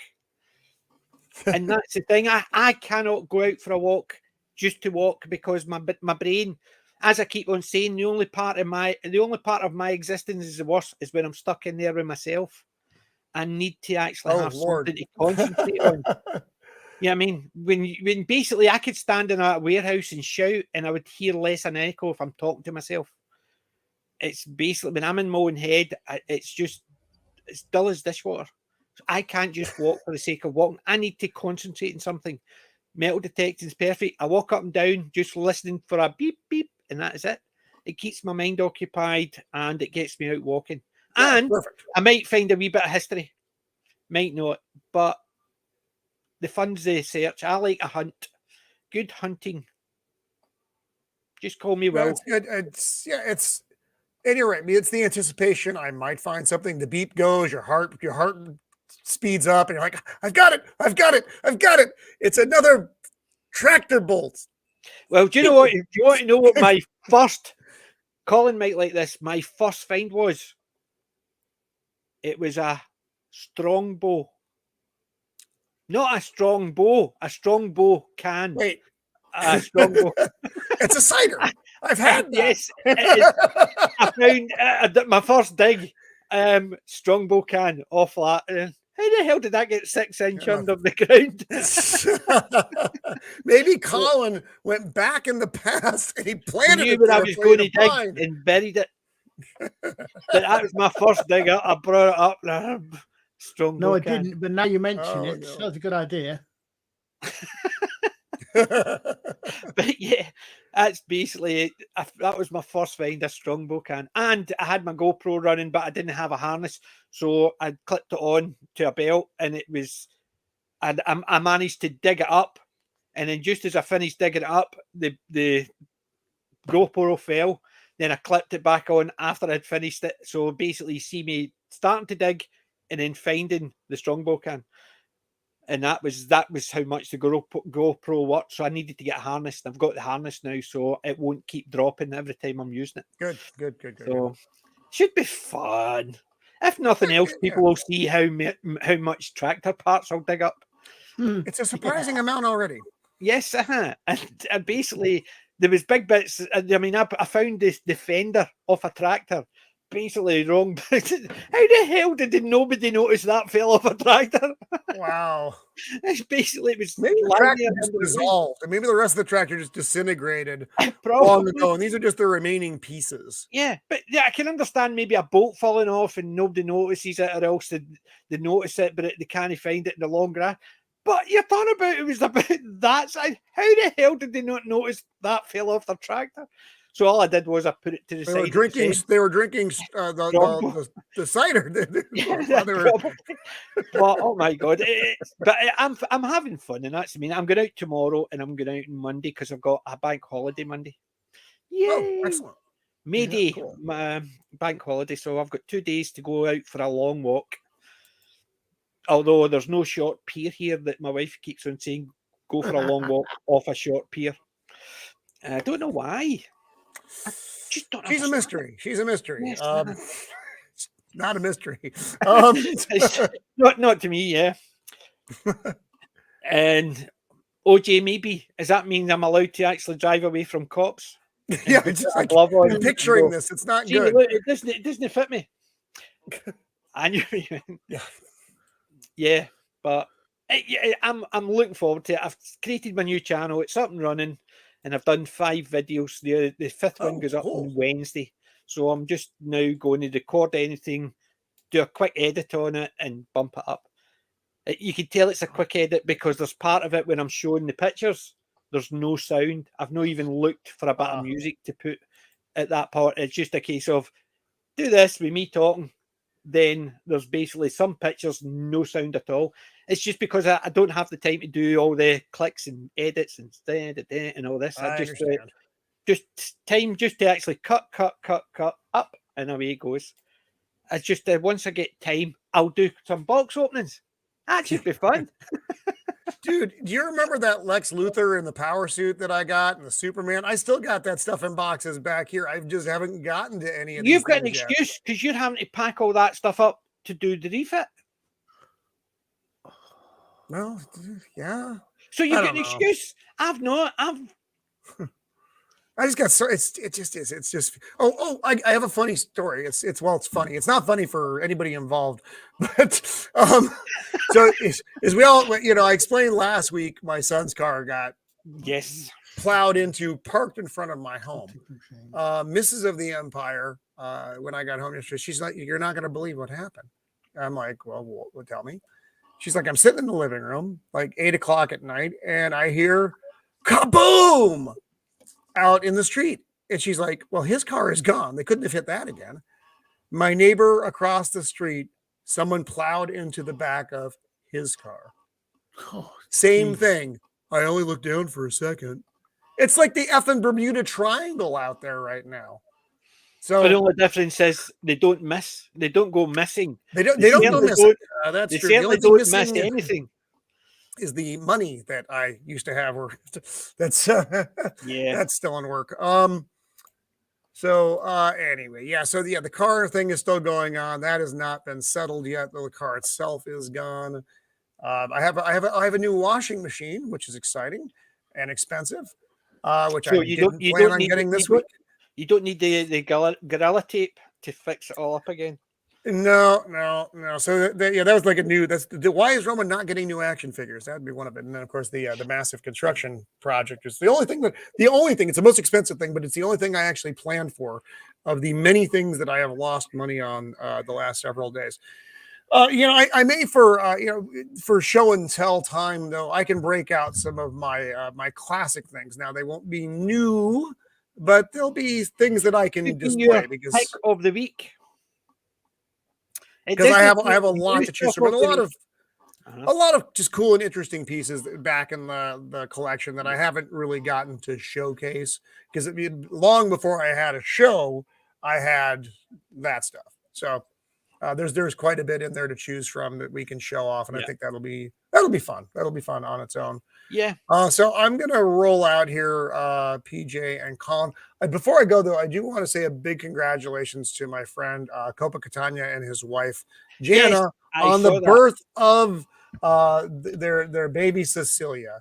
So she's fresh out, and welcome to the planet, and congratulations to the Catania family. That's so she is a Taurus, a Taurine. All the best people are Taurines. Yep, you're not wrong there. All the best. I myself am not, so I cannot say I am something else. Well, wait a second. I've just this can't actually be right. We've had Roman on for 2 whole hours, and there's one thing we haven't actually mentioned at all in the entire 2 hours. The one thing that he always moans about us talking about when he goes. Well, don't do it today because I can't come back. Don't say the words. Don't say the words. I don't know what you're talking about. I just do not know what you're talking about. No, I actually have nothing prepared for dinner. I have no idea what I'm doing. I was going to go. It shows there's been no news about it, doesn't it? No, there really hasn't been that. You're right. The last thing we saw was the Jinx thing, which brought us all down to levels we didn't plan on going to. And now it's nothing. I don't know. I don't even. Peter was right. Peter was right. That's all I'm going to say.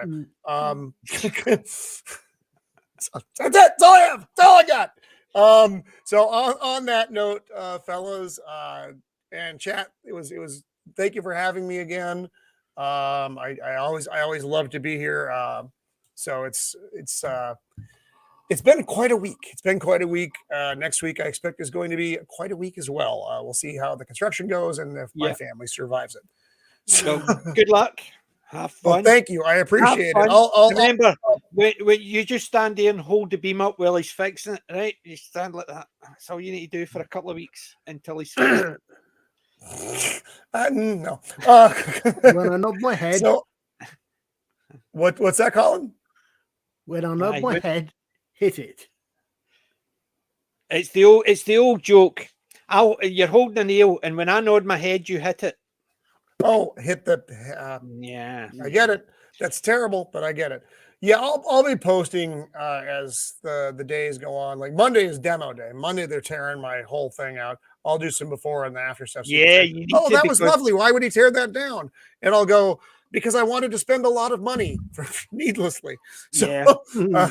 There's been a couple of things I've done, and I was always regret never did that before because it looks great, but people don't see how bad it looked before. All they do is they see, oh look, that looks nice, and I wait to see how white it looks. Actually, it's fully functional right now, and it looks okay. The problem is, and I think I mentioned it, is the roof rot. The roof rot is returned. Could it last a few more years? Sure. Will it last a few more years? Don't know. Will the cost of materials go down in a few years? Definitely don't know. I know right now it's twice as much as it was 2 years ago. Yeah. And I am feeling every dollar of that. So on that note, the impoverished Roman of the Empire, saying farewell, and I will see you guys around the interweb. Look for him on eBay when he's selling all his figures to pay for his roof. We're having a blowout sale, folks. We're having a blowout sale. So you guys take care, and I will see you later. Ta-da. Cheers, Roman.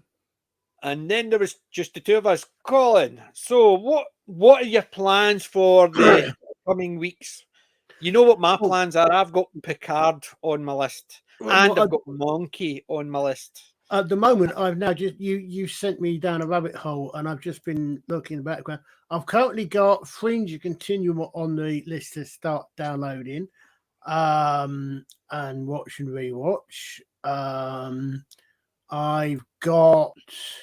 Did you see? There's an old series with Peter Dinklage before his one and Brent Spiner called Threshold, about an alien thing that was actually a disease. No, sorry, no, that's not known. It's an object crash lands in the ocean and it starts changing people.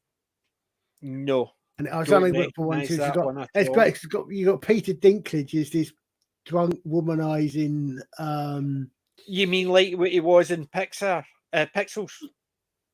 Not sure I've seen Pixels. I don't think. Pixels is the one about the basically Pac-Man. It had Happy Gilmore. What do you call him? Oh God, I can't even remember his name. Who played Happy Gilmore? I can't even I abide have on no that. idea who Happy Gilmore was. So I heard It's the a name. golf. But... It's a golf comedy with. Oh well, no idea then. Well, anyway, Peter Dinklage was in the one about the Pac-Man, about the aliens coming down because it's intercepted a signal, and Adam Sandler is in it. Thank you, Peter. And Peter Dinklage is in it, and he played. And they were experts at the game when they were younger, playing Pac-Man. So they're recruited by the government to beat the aliens because they're basing it on Pac-Man. And Peter Dinklage plays the womanizer. He'll only help if he can get Serena Williams and somebody else in a threesome. Basically, he's a womanizer. He's hilarious in it. The movie's got Adam Sandler. I'm not a big Adam Sandler fan. I just don't like a lot of his stuff.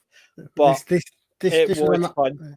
This was another one, unfortunately, that only went for one series. It was cancelled after one season. So we had about, I don't know if it had even 13 episodes, but yeah, got 7 days was another time travel one. I don't recognise that one. Oh, that's where the guy could go back, and he could go back, but he could only go back for 7 days. Exactly 7 days. And he's got. There's been a lot of ones that I remember I've watched, but I didn't even remember. Like the Time Tracks, the one with that was the one in the room. Yep, Time Tracks was down. I've looked at these. Time Tracks was down week. If that was an early one. I've got Time Tracks. I've not watched it. It's on my list. What was the one where it wasn't Sophie Aldridge. It's the one when she built her father's time machine in the room. It was it no Sophie Aldridge? I don't know that one. Crime Traveller. That's what it is. Oh, Crime Traveller. Oh, yeah, that's the one. I remember. Yeah. Crime Traveller. Yeah, I remember that one. And she's got it's in her room. I remember. I couldn't remember what its title was because we were talking about it a couple of weeks ago. It was Peter had mentioned it, and I'd been saying no, I can't remember. I don't remember it at all until I saw it. And as soon as I saw it, I remembered it because it was the one episode where he tries to go back in time and win the lottery. And he hands the guy the ticket, and the guy puts the numbers on, but he'd turned the thing upside down. So the 16 was now, you know what I mean? It was that type of thing. 21 was now 12 because of the way he'd written it. And I'm sitting there thinking. Yeah, I think Peter was right. I think it was Chloe. It was one of it was one of the Kachanskis. It was Chloe Annette. Yes, it was. Yeah. I just couldn't remember it off the top of my head, but the one it played in EastEnders was in it.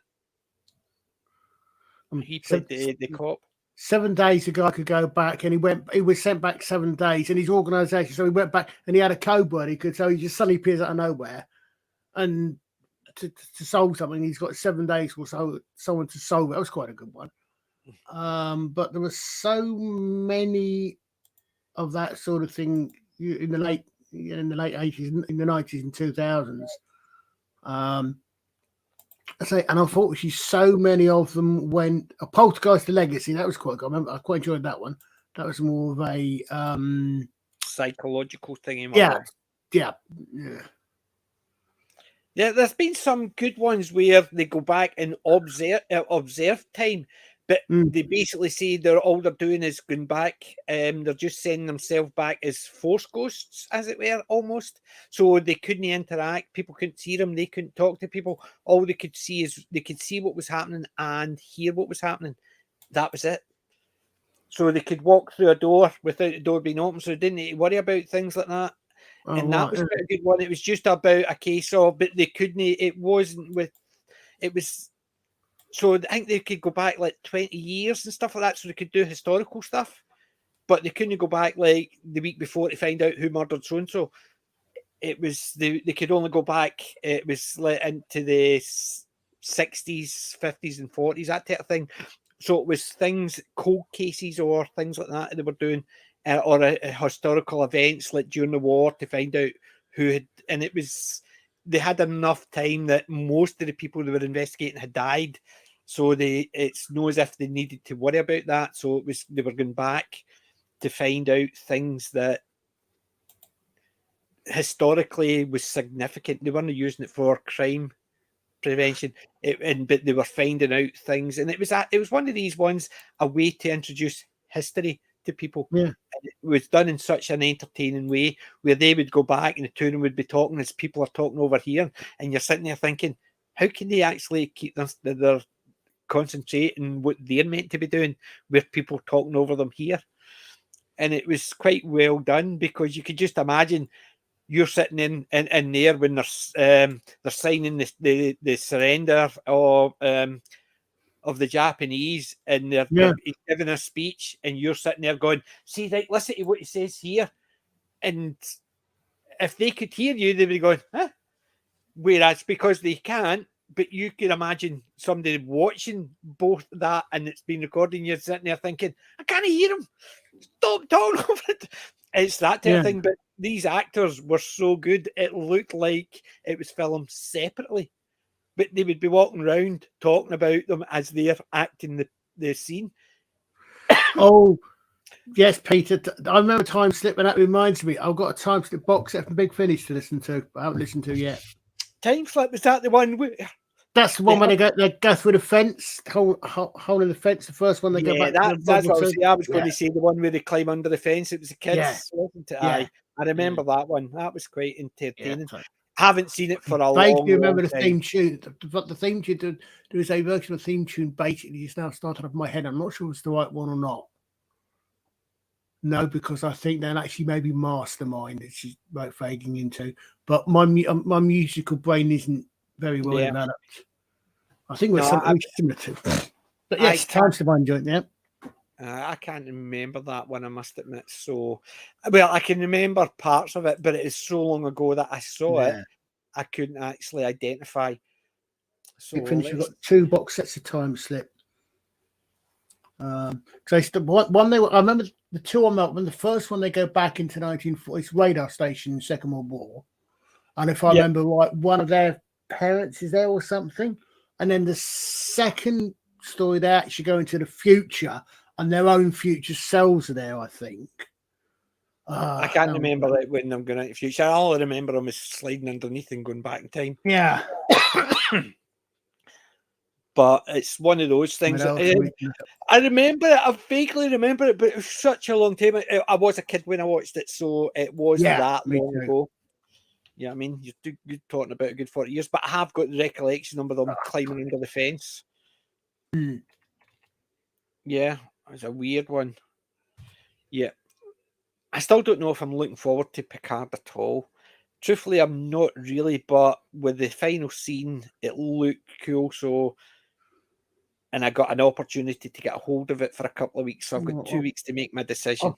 I've not, I don't know if I can be bothered or not with Picard, because I haven't actually bothered with anything. The last new Star Trek thing I saw was the second episode of Spacery. I've not seen anything since then, and I've not been interested in anything since then. So, Well, I've not watched any of the Star Trek. just doing it as a one-off that I did used to enjoy. As I said, that's why I'm watching. I've got Monkey Magic lined up to Yeah, watch. I'm on I've got episode this 4. some monkeys, and I might get the And I've been watching the water Detectorists. margin. Yeah, I've been watching the Detectorists as well. I've rewatched that again, but I enjoy that. I don't like the final special episode they did in 2022. That sort of ruined how they finished it in season 3. They came to an end, finished it in season 3, and they had a nice wee wrap up and a good story and a wee mystery going forward. And then they did the special, which took the bits that they sort of brought together and made it a nice ending by changing it again and making these characters just as bad as they were all the way through, right up until the point where they made amends. And then the obviously the house that he bought and had the big high hopes for, it burnt down. The mum had died, and then suddenly the other characters being a bit more greedy. Whereas the whole 3 seasons, it was all about the find and hunting and letting people know. But suddenly he's wanting to keep it a secret. It's almost they changed the characters and they changed the final this episode. If anybody's watching the Detectorists after the final episode of season 3, don't watch the special. Yeah, didn't bother. Nice, it's a nicer ending. So it is. It's a nicer ending where season 3 finished. So it did. But the special, it's okay, but it changed so many characters. It's almost a different show, which is weird. But then, Peter, we had the advantage of we grew up with really decent TV in our childhoods, didn't we? Well, that's the thing. We did. We had Jerry Anderson. We had the show that I promise I won't mention because Robin's gone now. But we had that. We had Blake Seven. We had the Tomorrow People. We had. I've always cause and effect. I've always wondered with cause and effect, and I don't know how many other people of my roughly my generation will be in the same boat. I thought about it. Do I remember and love science fiction because that's what most of the stuff that attracted me as a kid was, and that's what I remember some filtering to my brain, or was I always pre-childhood? You know, what of which is cause and which is, how much cause and effect are in there. Nature and nurture, as they say. But yeah, because I remember reading. I mean, in fact, to be quite honest, it wasn't just the science fiction. I mean, we had things like we had shows for older kids, young adults, young teens, which actually challenge you. We had things like we had free wheelers. There was one called the Jensen Code, which was about a guy trying to hide a coat. Only one off, I think. Things like this, which actually they were intelligent as well, and you could sit exactly. That's the word. They're intelligent. Yes. You could sit with your parents and watch it. It's the same as The Simpsons, right? Early Simpsons. You could be sitting with your nephew, and he's rolling around the bit where, what's he called? Smithers gets shot. Remember, they're out hunting, and he gets shot, and the guy goes, "Oh, I thought you were a deer." He says, "No, I thought you were deer." He says, "Yes, a lot of people make that mistake." Very adult joke. Yeah. But the kids are watching it and him making it. I thought you were a deer. Yes, a lot of people make that mistake. They're laughing at it for a completely different reason. Yeah. And that was the good thing. It had humour that both could laugh at, and it didn't make it smutty that the kids could go, "What's that mean? Could you explain it to me?" That's an old one, Peter. Was King that of the Castle? Was Christ, that the one with the neo-fascist, so to speak? Was that the one? I'm trying to think because there's loads of numbers. You just start throwing these names out and you start coming back. Because I'm sure there was The one. adventure game. Oh yeah, the adventure game. The adventure game, yes. Mm-hmm. Arg. Yeah. On Where they, believe it or not, had actually intelligent men and Yeah. women on it. Well, well, how about Nightmare? Yes. Helmet With on. really, really, really early green screen effects. Yeah. The helmet on and right. Yeah. 2 steps forward, 1 to the side, turn round left, take 1 step. Yeah. And yeah, basically very early green screen stuff. Yeah. I mean, it was inventive. Yeah. Some I don't remember all of those. I might have to run back. I don't recognise High Rise. No, Into the Labyrinth is vaguely familiar. The Guardians, I'm not sure about. See, I was more of it wasn't always sci-fi. Yeah, I love sci-fi. Ulysses 31, but I also remember things like Mary, Mungo, and Mitch, or the Wombos. Oh, good Lord, yes. Or, yeah, I mean, Finger Bobs. Your fish little finger and a mouse is there. Yes. Yeah. And yeah, I mean, I remember watching so many things. Or in a Saturday, as I said, Skippy. Then you had Champion the Wonder Horse, KC Jones, a steaming and a rolling, and stuff like that. And then you also had Aqualad, the Japanese one, which you knew it was Japanese even as a kid because the eyes were like that size. Because you knew that's how Japanese animators did a European with large eyes. And it was still fun.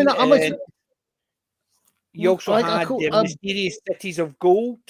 Yeah, well, when I got Marine Boy, and I never knew Marine Boy, I had no idea. And for donkey's years, that Marine Boy was anime. So I didn't know what anime was at the time. Yeah. Guardians, that's the one. Yeah, thank you, Peter. Yeah, I can't remember that one at all. I very, very vaguely remember it, but there's a lot of these things we might have to try and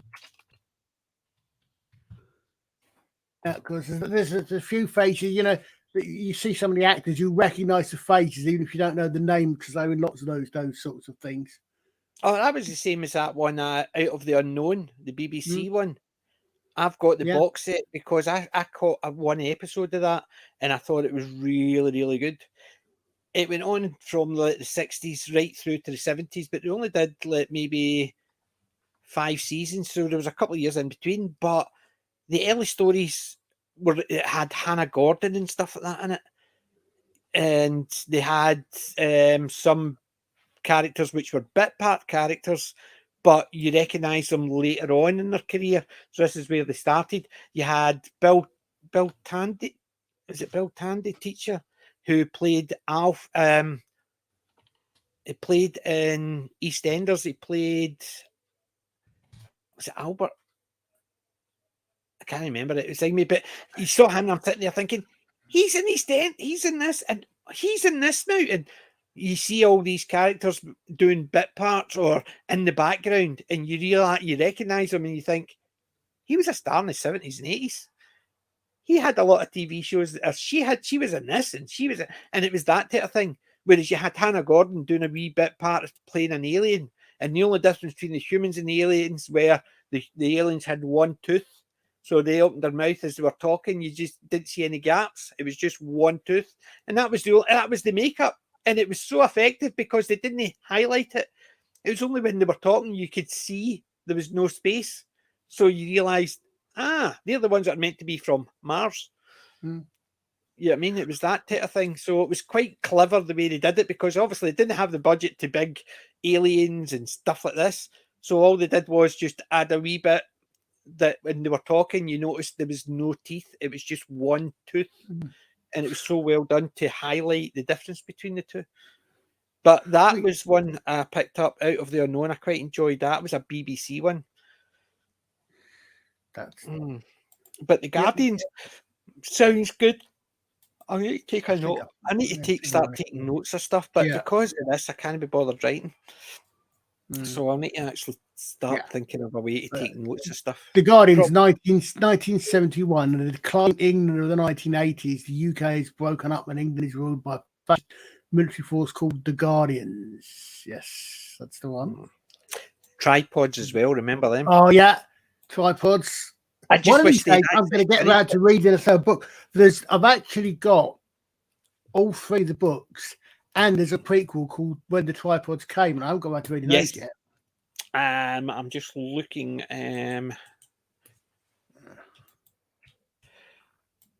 Tripods.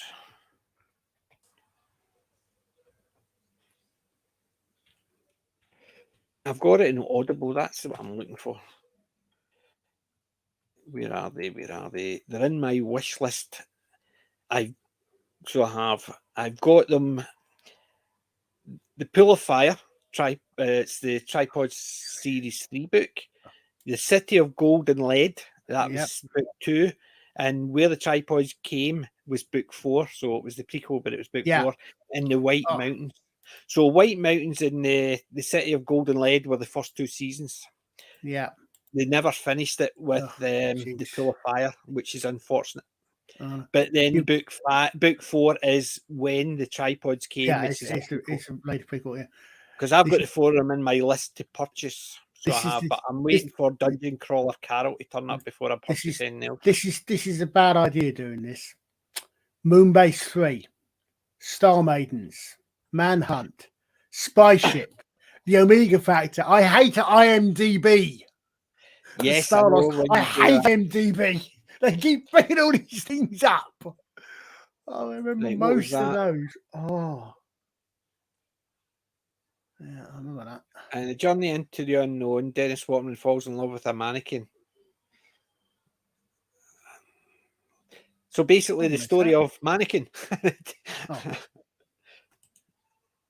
But that's confusing slightly. Moonbase 3, all right. The lead character was called Dr. David Calder. David Calder is the actor that played Nathan Spring in Space Cops. That's an odd connection. I saw that and I thought, hold a minute, does that mean that was a Space Cops spin-off? No, just pure. There's a thing as well. Peter's right. There's so many good old TV shows. Hence the reason why I like my classic stuff. And very rarely I go to the new stuff. So that's why Picard is sort of as a case of I've been given 2 weeks opportunity to watch it. After the 2 weeks, I lose the access to it. So do I watch it? Do I not? Well, watch the first couple of episodes. If you decide to watch it with you. If you decide you're not going to watch it, no. But it's the idea of watching something that might be junk. Yeah. Yeah, I mean, right. What's? I'm just looking at the private chat. What's this? Oh, that is. Yeah, it's just I thought it was actually Roman was answering to somebody in the chat. No, that was me. Right. Earlier on, asking something because I thought I don't know. Moment on. Yeah, I'll need to actually flip. Actually, they could pay to make tripod. Yeah. Oh, the drop. Remake tripods would be. Yeah, I would. Again. Under decent direction and creators, they could do. Yeah, because the thing is, if you look at it, I mean, I think I've got 2 of the books as books, and all 4 of them as ebooks. And the 2 books I've got, if I remember right, the tripods ones, the 2 of them together are not as thick as a normal. The 3 books together are probably 500-600 pages, maybe, if that. Mm-hmm. Yeah, they're not thick books. They're not the Wheel of Time or Lord of the Rings or anything. They're not things that. Yeah, that doesn't actually mean they're bad, because look what they do with the Lord of the Rings. What I mean size wise, not. I mean, each one that come to mind. They're not big, thick books.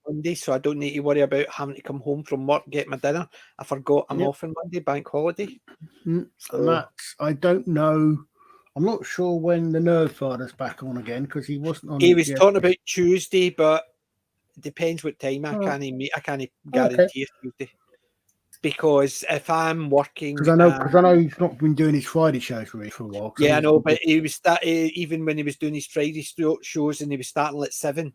By the time I get in from I didn't get in from work till between 6 and half 6.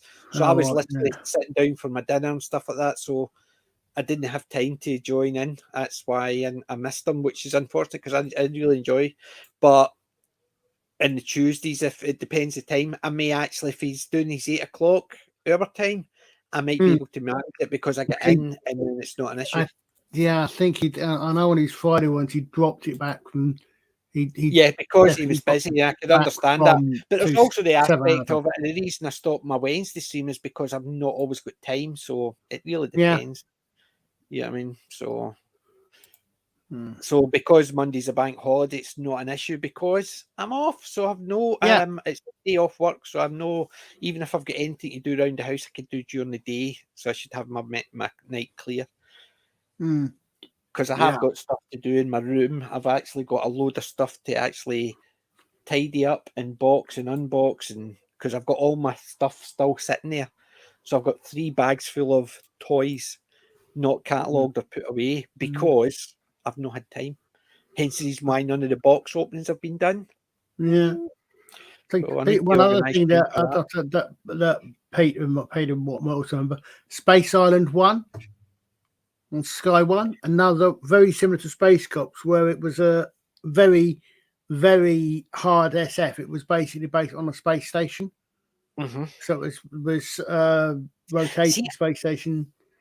See, Judy Lowe, I think, was in it, if I'm right. See, all the ones where the scenery was bad, the CGIs and puppetry and model work was okay. The stories were great, and you didn't care if you could see the Velcro coming off of the guy's spacesuit and stuff like that. You didn't care because they weren't the things you were concentrating on. You weren't concentrating on the figure go across the screen. It's like Buck Rogers when you're watching the classic Buck Rogers and the spaceship's going. You can almost see the strings holding it up as it's flat across. Yeah, these and things the sparkle up its tail, yeah, because they were entertaining. Those were unimportant. They were just to enhance the story, rather than saying there is a spaceship, Captain. They showed a spaceship going shh, and we all knew it was held on with strings and the wee sparklers coming out the back. But it was just to show it. Nobody actually thought that looks real.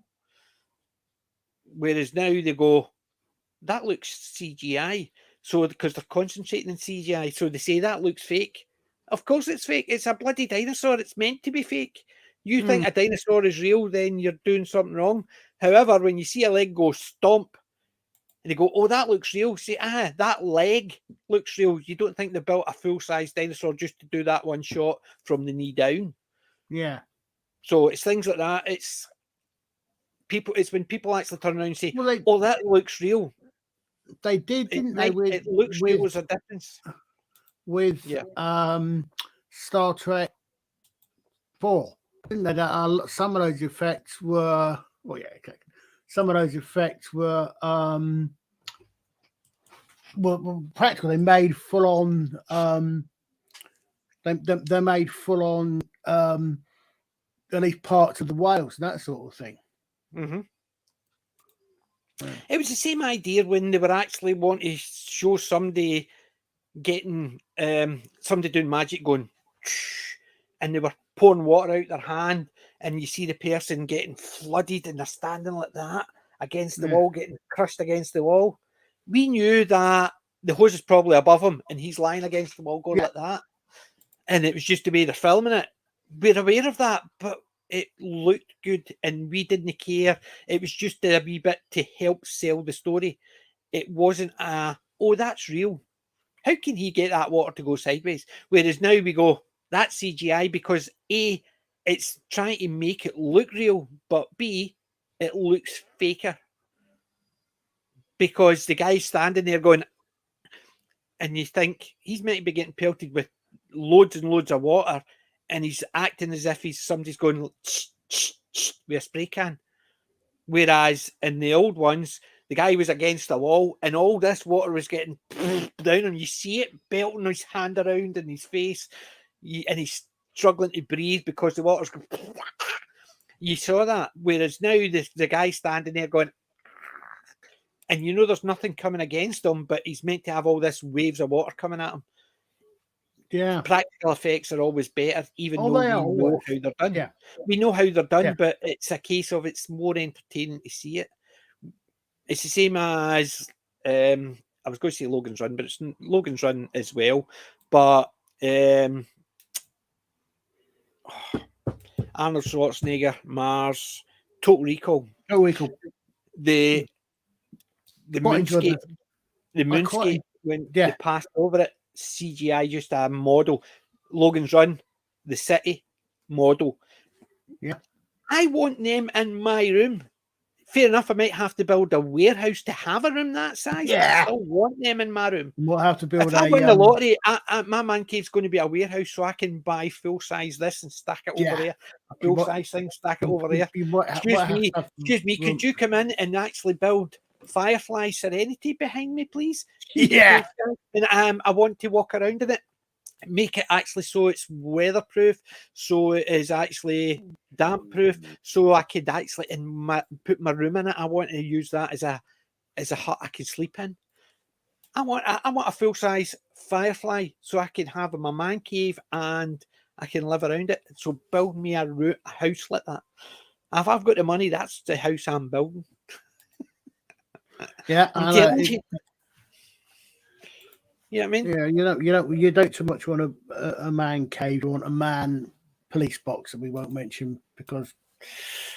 Yeah, I've always wanted to actually have a house and at the side door build a TARDIS, right? Have it about maybe 2 inches away from the wall, and as you look through it, you see straight through it. Because I wanted to have it in such a way it would be mirrors in such a way that it would reflect what if you look through it and somebody's going, you would see them doing that because the mirrors, and then you open the doors and walk straight through into the house. In there, that sounds cool. Truthfully, how the hell it would work?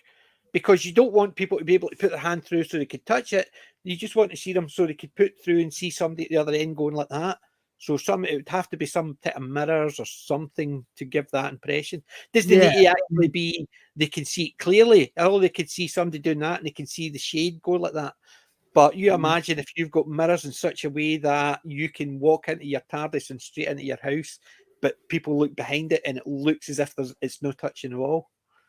But it's in there. Now that's basically something I've always wanted to do. So maybe I'll do that as a door at the side as well. But I need to win the lottery, which is going to happen about 4 years after I've died. Yeah. So, or as my dad used to say, if I win the lottery, I'll put £1 to it and pay all my debts off. So, but yeah, I'm looking for actually what I'm going to do. I might actually buy White Mountains, the Tripod Book 1. I've got 1 credit in my Audible account Mm. because I'm listening to all the Graham Hancock, Eric Von Oh, Daniken, right, no. all that stuff. I've got a load of them because on Audible they're free. So I've downloaded a load of them and I'm going through them. Yeah. So I'm keeping my when my credit came through, I just kept it because I know there's a Dungeon Crawler Carol book 5 being released, or book 6, sorry, is being released in the beginning of June. But I don't know when the Audible's coming out, so I wanted to keep a credit so as soon as it comes out, I can buy it. However, it's going to be at least 2 months, so that gives me 2 books. So I'll start picking up the Tripod 4 books, and then I'll put them on my read list once I've finished collecting them all. So that's 4 months away, and then a 5th month for Dungeon Crawler Carol to pop in the middle. And I've got a load of books to read in those 4 or 5 months. Yeah. So that's what I'll do. Yeah, that's exactly. I need a lottery win.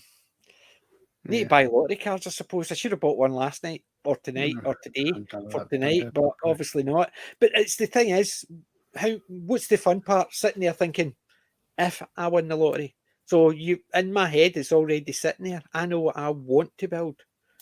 I want to have a house that is a nice house for everybody, but out the back, I want a man cave that is my man cave and it's got rooms. So I want a serenity built outside, which I can live in. So I want enough land that I can build another house, which is effectively a warehouse with rooms. Yeah.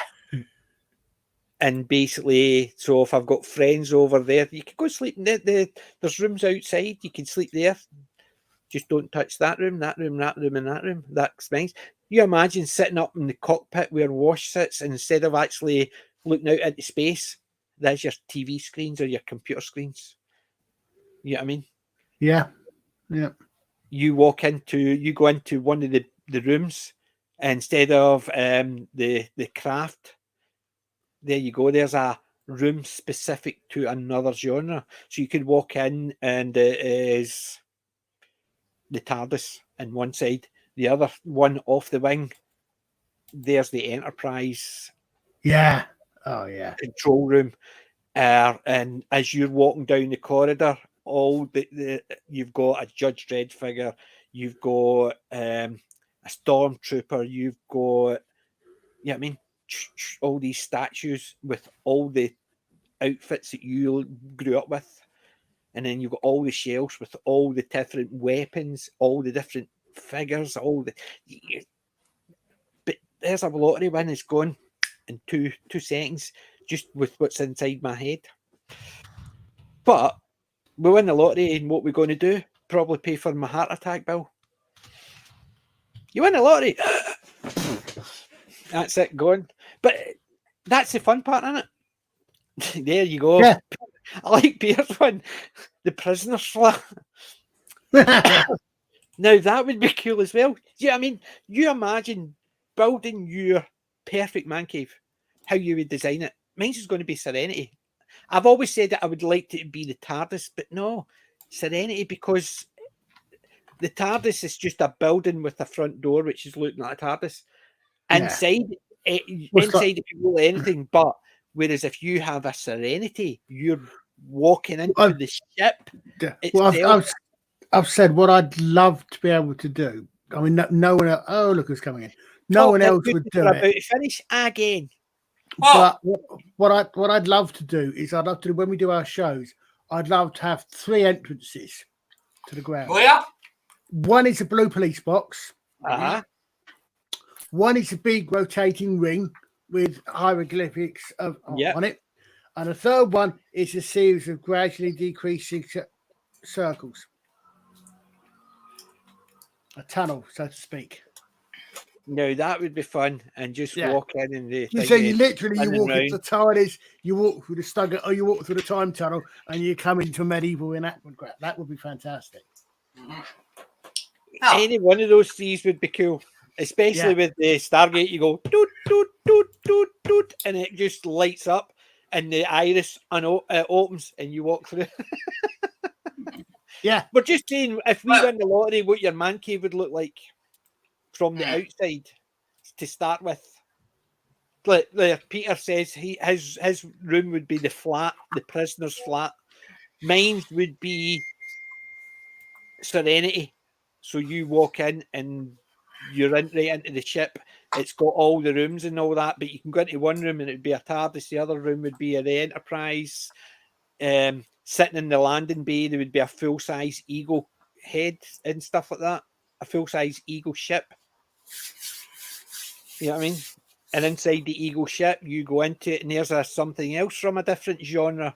You could have so much, because you think about how you would just need to actually have somebody to build the Eagle cockpit, and then just get scaffolders up and build the rest and get it painted with a thingy container in there. You walk into that, and what could be inside it? Pick another genre. And there you go, you're in that genre. And that's what I want. I want a part where there's different rooms. So you walk into one, it's like the warehouse, and there's a big Eagle. You climb onto the Eagle, and you're in a different genre. Or you go upstairs into Anala's ship, and there's a Battlestar Galactica bay with a Viper in it. You go into the other side of the TARDIS, eh? No, to say hello to Peter. Yeah, there you go as well. Or you could have Foreman's Yard. Well, yeah, definitely. You know what I mean? But that's what I'm saying. You think about it, if you win the lottery and you're building you've got your house and your man cave, you can make your man cave to look like anything. It doesn't need to be inside the house. You could build yours, and even if it's a case of you build it to look like a building, and as you said, different entrances to go into it. It's how you design it. I want mine to look like the ship. And that's the thing. And anything's possible, because you can, as long as you, like, if you're building your man cave to look, and so it's like, you go into the man cave and each of the rooms they had, so there's 3 rooms in each, isn't there? Because there was 6 rooms. So Mal had one, Zoe and Wash had one, Book had one, Jane had one. So that's 6. So there must have been 8 rooms, because you also had the Dock and River. Yeah, and So Inara had had an entire she had her ship, and then they had the other ship. But so that's 8 rooms. So you imagine, even if you have 4 rooms, 4 people could stay, or you could have a crash pad that you could just sleep at night, whatever. It's just, you imagine inviting friends over, right? You can crash in you could go down in one, and what does it look like inside? The Red Dwarf bunk room. You go into another one, what does it look like inside? It looks like maybe a starship, a Star Trek room. Or you could go into another one, it could look like the medical unit from Star Trek. You go into another one, it could look like the Minbari sleeping quarters. Yeah. You know what I mean? You could do anything. And that's the thing. All you do is your mind can make it up. You get somebody to design it, and you need the money to pay for it. And that's the part we all fail on. It's the money to pay for it. But no.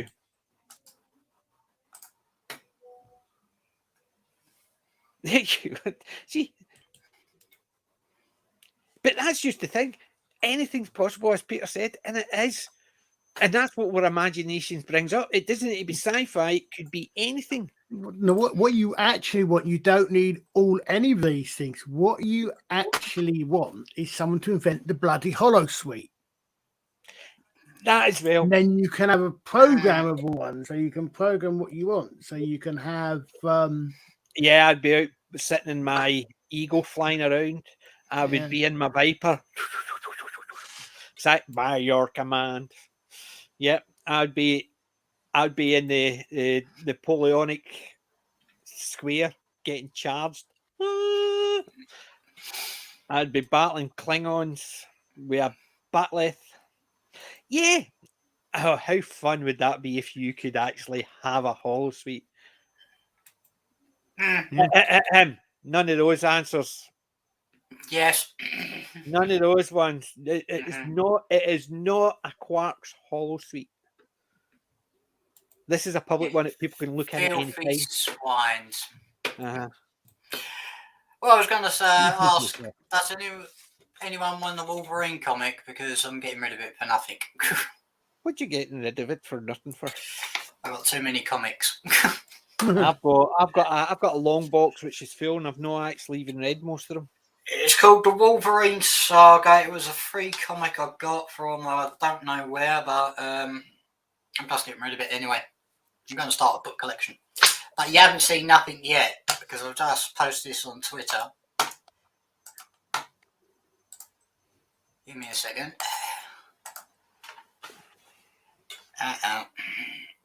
There we go. All of them are off to the comic shop next week. Wow. Yeah, call me mad. The Transformers could be worth a wee bit in a couple of weeks. You never know. I don't know, but all I can say is Yeah. that I just rather start a book collection there because look at this.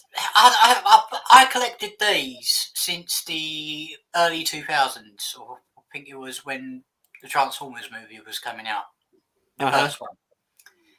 And they've been up in a lot ever since. And now I thought, no, Sonic might as well The get thing rid is, of them. with the Transformers new movie being announced, Mm-hmm. yeah, I mean, with the new movie being announced, eBay might be actually an option. No, I'm going to take them off to the comic book shop because I promised him. So well, there's a book here, which is not a comic. Got this from Forbidden Planet years ago. Very nice. Tells you all about the different Japanese Transformers, really. So $12.99. I wonder how much that's worth. How much you buy that for? Check it on eBay. I could do, but I don't do eBay. No, but just check the price. It gives you an idea. Just go on eBay and actually do a search for it, see what they're selling it for. But I'm going to say, if anyone wants this, they're welcome to have it for nothing, because just send me a message on Twitter. So I'm just getting rid of it. I basically comics is not something I'm reading. I've still got those 4 from Etienne to read. Yeah. I have Scotland's first black superhero. Funny enough, I know it's a bit late for my pick a week, but thank you very much, PJ. I haven't read it yet. I thought you would enjoy it when I saw it. I just thought, yeah. I'm going to have a read of it one day, but at the moment. Yeah, I've got 4 comics sitting there I've not even looked at, and I got them at the comic book store, the Comic-Con in February. So I've read 1, and I've still got 4, and it's about from Etienne, and I've still got to actually review them for him, but because I've not had the time, I've not even looked at them. So I've got to do that this next month before the end of the month, because I'm away on holiday in June.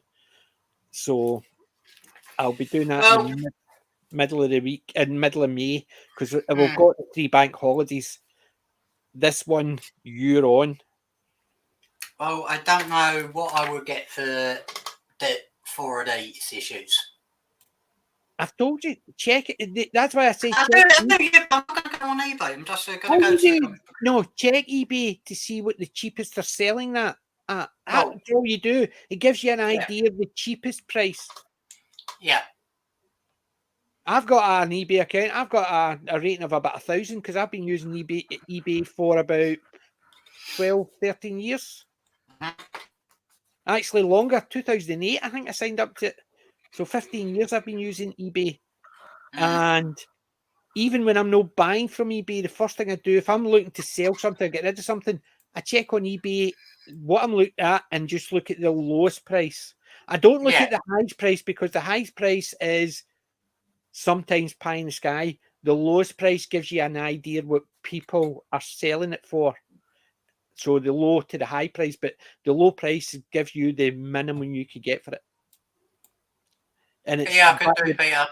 and buy it now rather than the bidding, because the buy it now gives you an idea what people Well, think it's worth.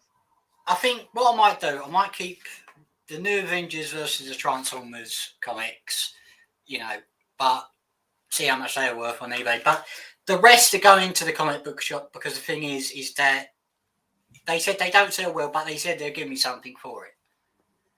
And judging by the amount there, I think I've got close to 100. I'm not too sure. Yeah. Get a bit of cash and just see what you go, get your books. Well, if And it gives me 50 quid for it, that'd be okay, but I'm not. but also when you're buying your books, check eBay. Yeah. That's where I buy a lot, not necessarily my books, because sometimes you can't get the books I'm looking for. But like, for instance, the metal detecting books, the coins and stuff like that, I basically went on eBay, got them cheaper there than I could have got them in World of Books. World of Books is another good one. Well, The right. wob.com or .co.uk, World Yeah. of Books, you get some good ones in there. But it's all to do with what you can get. Because we're just about to finish off. We were going to finish off 20 minutes ago. And then we started talking about we wish we had money so we could build our own man cave to suit ourselves. And it's sort of, we started rambling about, I want this and I want this and I've been thinking about this and I've got Everybody wants something for nothing sometimes. no, I'm quite happy to work for it. Like a scratch card or a lottery ticket. I'm quite happy to work for it. Yeah, I mean, Well, I've been working all my life and I've never reached a million, so I don't think I even now is I'm going to get it for nothing. I'm quite happy to pay a £1 or £2 and get a scratch card or a lottery ticket to win it. Well, what I'm going to do, I'm going to start a book collection, I think, because What type of books? anything that takes my fancy, really. So, what takes your fancy? That's the thing, because Anything that I will look at the back of and say, this looks like an interesting read. that's what it's just a case of, because some people have got genres in mind. Yeah. That's what I'm saying. Whereas me, I wouldn't mind giving Wuthering Heights another read again. I don't know where that book disappeared to. I love that story. it's the same idea. I've got my military stuff, Second World War, Napoleonic. I've got a lot of diaries from the Napoleonic. I've got miscellaneous books about tanks and weapons of the Second World War and First World War. But I've got a load of Doctor Who books as well. I've got a load of Judge Dredd books. I've got a load of 2000 AD. I've got a load of annuals and stuff like that. But that's one thing I wish I could collect was Judge Dredd. But I might get Judge Dredd's, graphic novels instead. Aye, well, the case files are great. Yeah, I might get them instead. I think they're up to about 16 at the moment. See, the thing is, when I collected all these Transformers comics, I should have realised that they were doing graphic novels following them. It's always the case. I know. But then again, do you want to wait a year or 2 years to get them, or else you're going to pick them up every week? So you had something to read every week. Once a month, these were. Those ones, but that's only if they all come out at the same day. Yeah.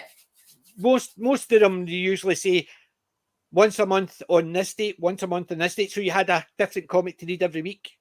I know. I'll tell you something, they're bloody heavy buggers, I tell you. But they're in good condition, that's the main thing.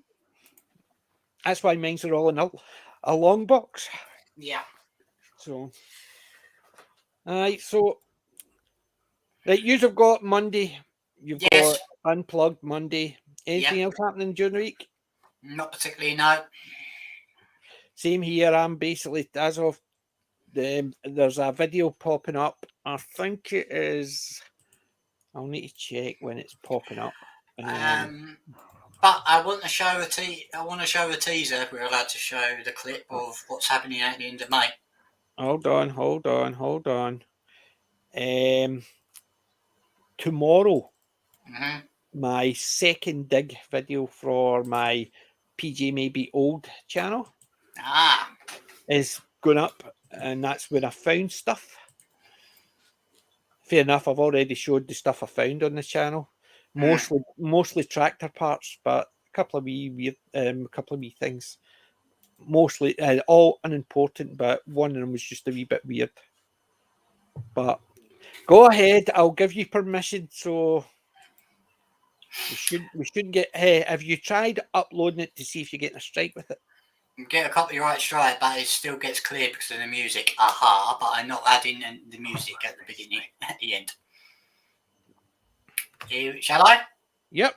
Everybody, at the end of the month, FFSI will be taking a look into a fantastic show from the 70s, or was it 80s? We've already talked about it with I Roman. know. Here we go. And that's all you're getting.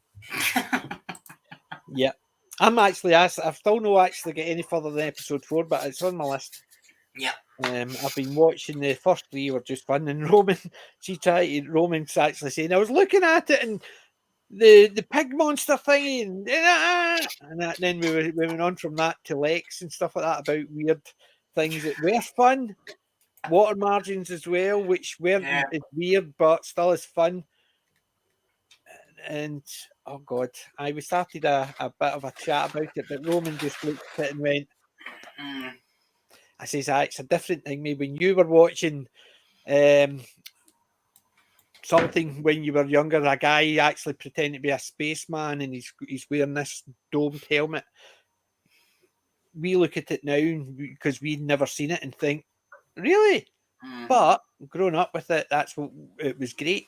So when we look at Monkey, we don't see Monkey as this tacky guy who can't really fight, and the humour is childish, and they just look as if they're hamming it up. And he really loves to fight. We just saw something that was fun, and I remember it. It's the same idea as when they were dubbing it. We knew what they were dubbing wasn't exactly what was said on screen, because there was one who's got Pigsy like that, but he's still slagging him, but he's meant to be comforting him, and you're sitting there thinking he's probably saying something else that's probably slightly sarcastic but very caring. But with the dub, with the translation, it probably doesn't come across, so they've changed it to be a bit more sarcastic. But we're aware of that, and it was still fun. So what we're going to do is finish off there. Yeah. So nothing on here until next Saturday. Yes, it's the coronation, but I'm still streaming. So no, I won't have my flag up. I've still got my flag for the Queen, but I've not got a flag for the King. And I'm not watching the highlights. And so join us next Saturday. Yeah. And on my other channel, PJ Maybe Old, it's about me learning to do metal detecting. I've done my practice. I've done a video about what kit I've bought. I've done my first dig, and it's got a bit of a live dig in it. The second dig is just about me talking about it. Now I've got my GoPro and I've got my harness, so I can start doing live digs on it. Should be fun. So I'm going out tomorrow detecting, and I don't care if it's raining. If it's pissing a rain, I'll avoid it. But if it's just a bit of rain, I'll go out because I can wear a jacket. And I was saying to Roman, I dug out my fishing vest. I'm a wee bit too fat for it now. It used to fit me. Now I go, I just leave it opened. It breathe in, breathe out. But yeah, I didn't realise I'd put a wee bit extra weight on since I'd actually just did the fishing. I thought, yeah, I've quite a wee bit, but it was still it was because it was my fishing one. It was slack, so I thought I'd have been able to go zip. Nope. So that's the fun part. But I'm going out tomorrow, so. Until next week, ladies and gents, boys and girls, thanks for joining us. And remember, we're not old, we're classic. DJ Maybe and the guys, out. Ta-ra.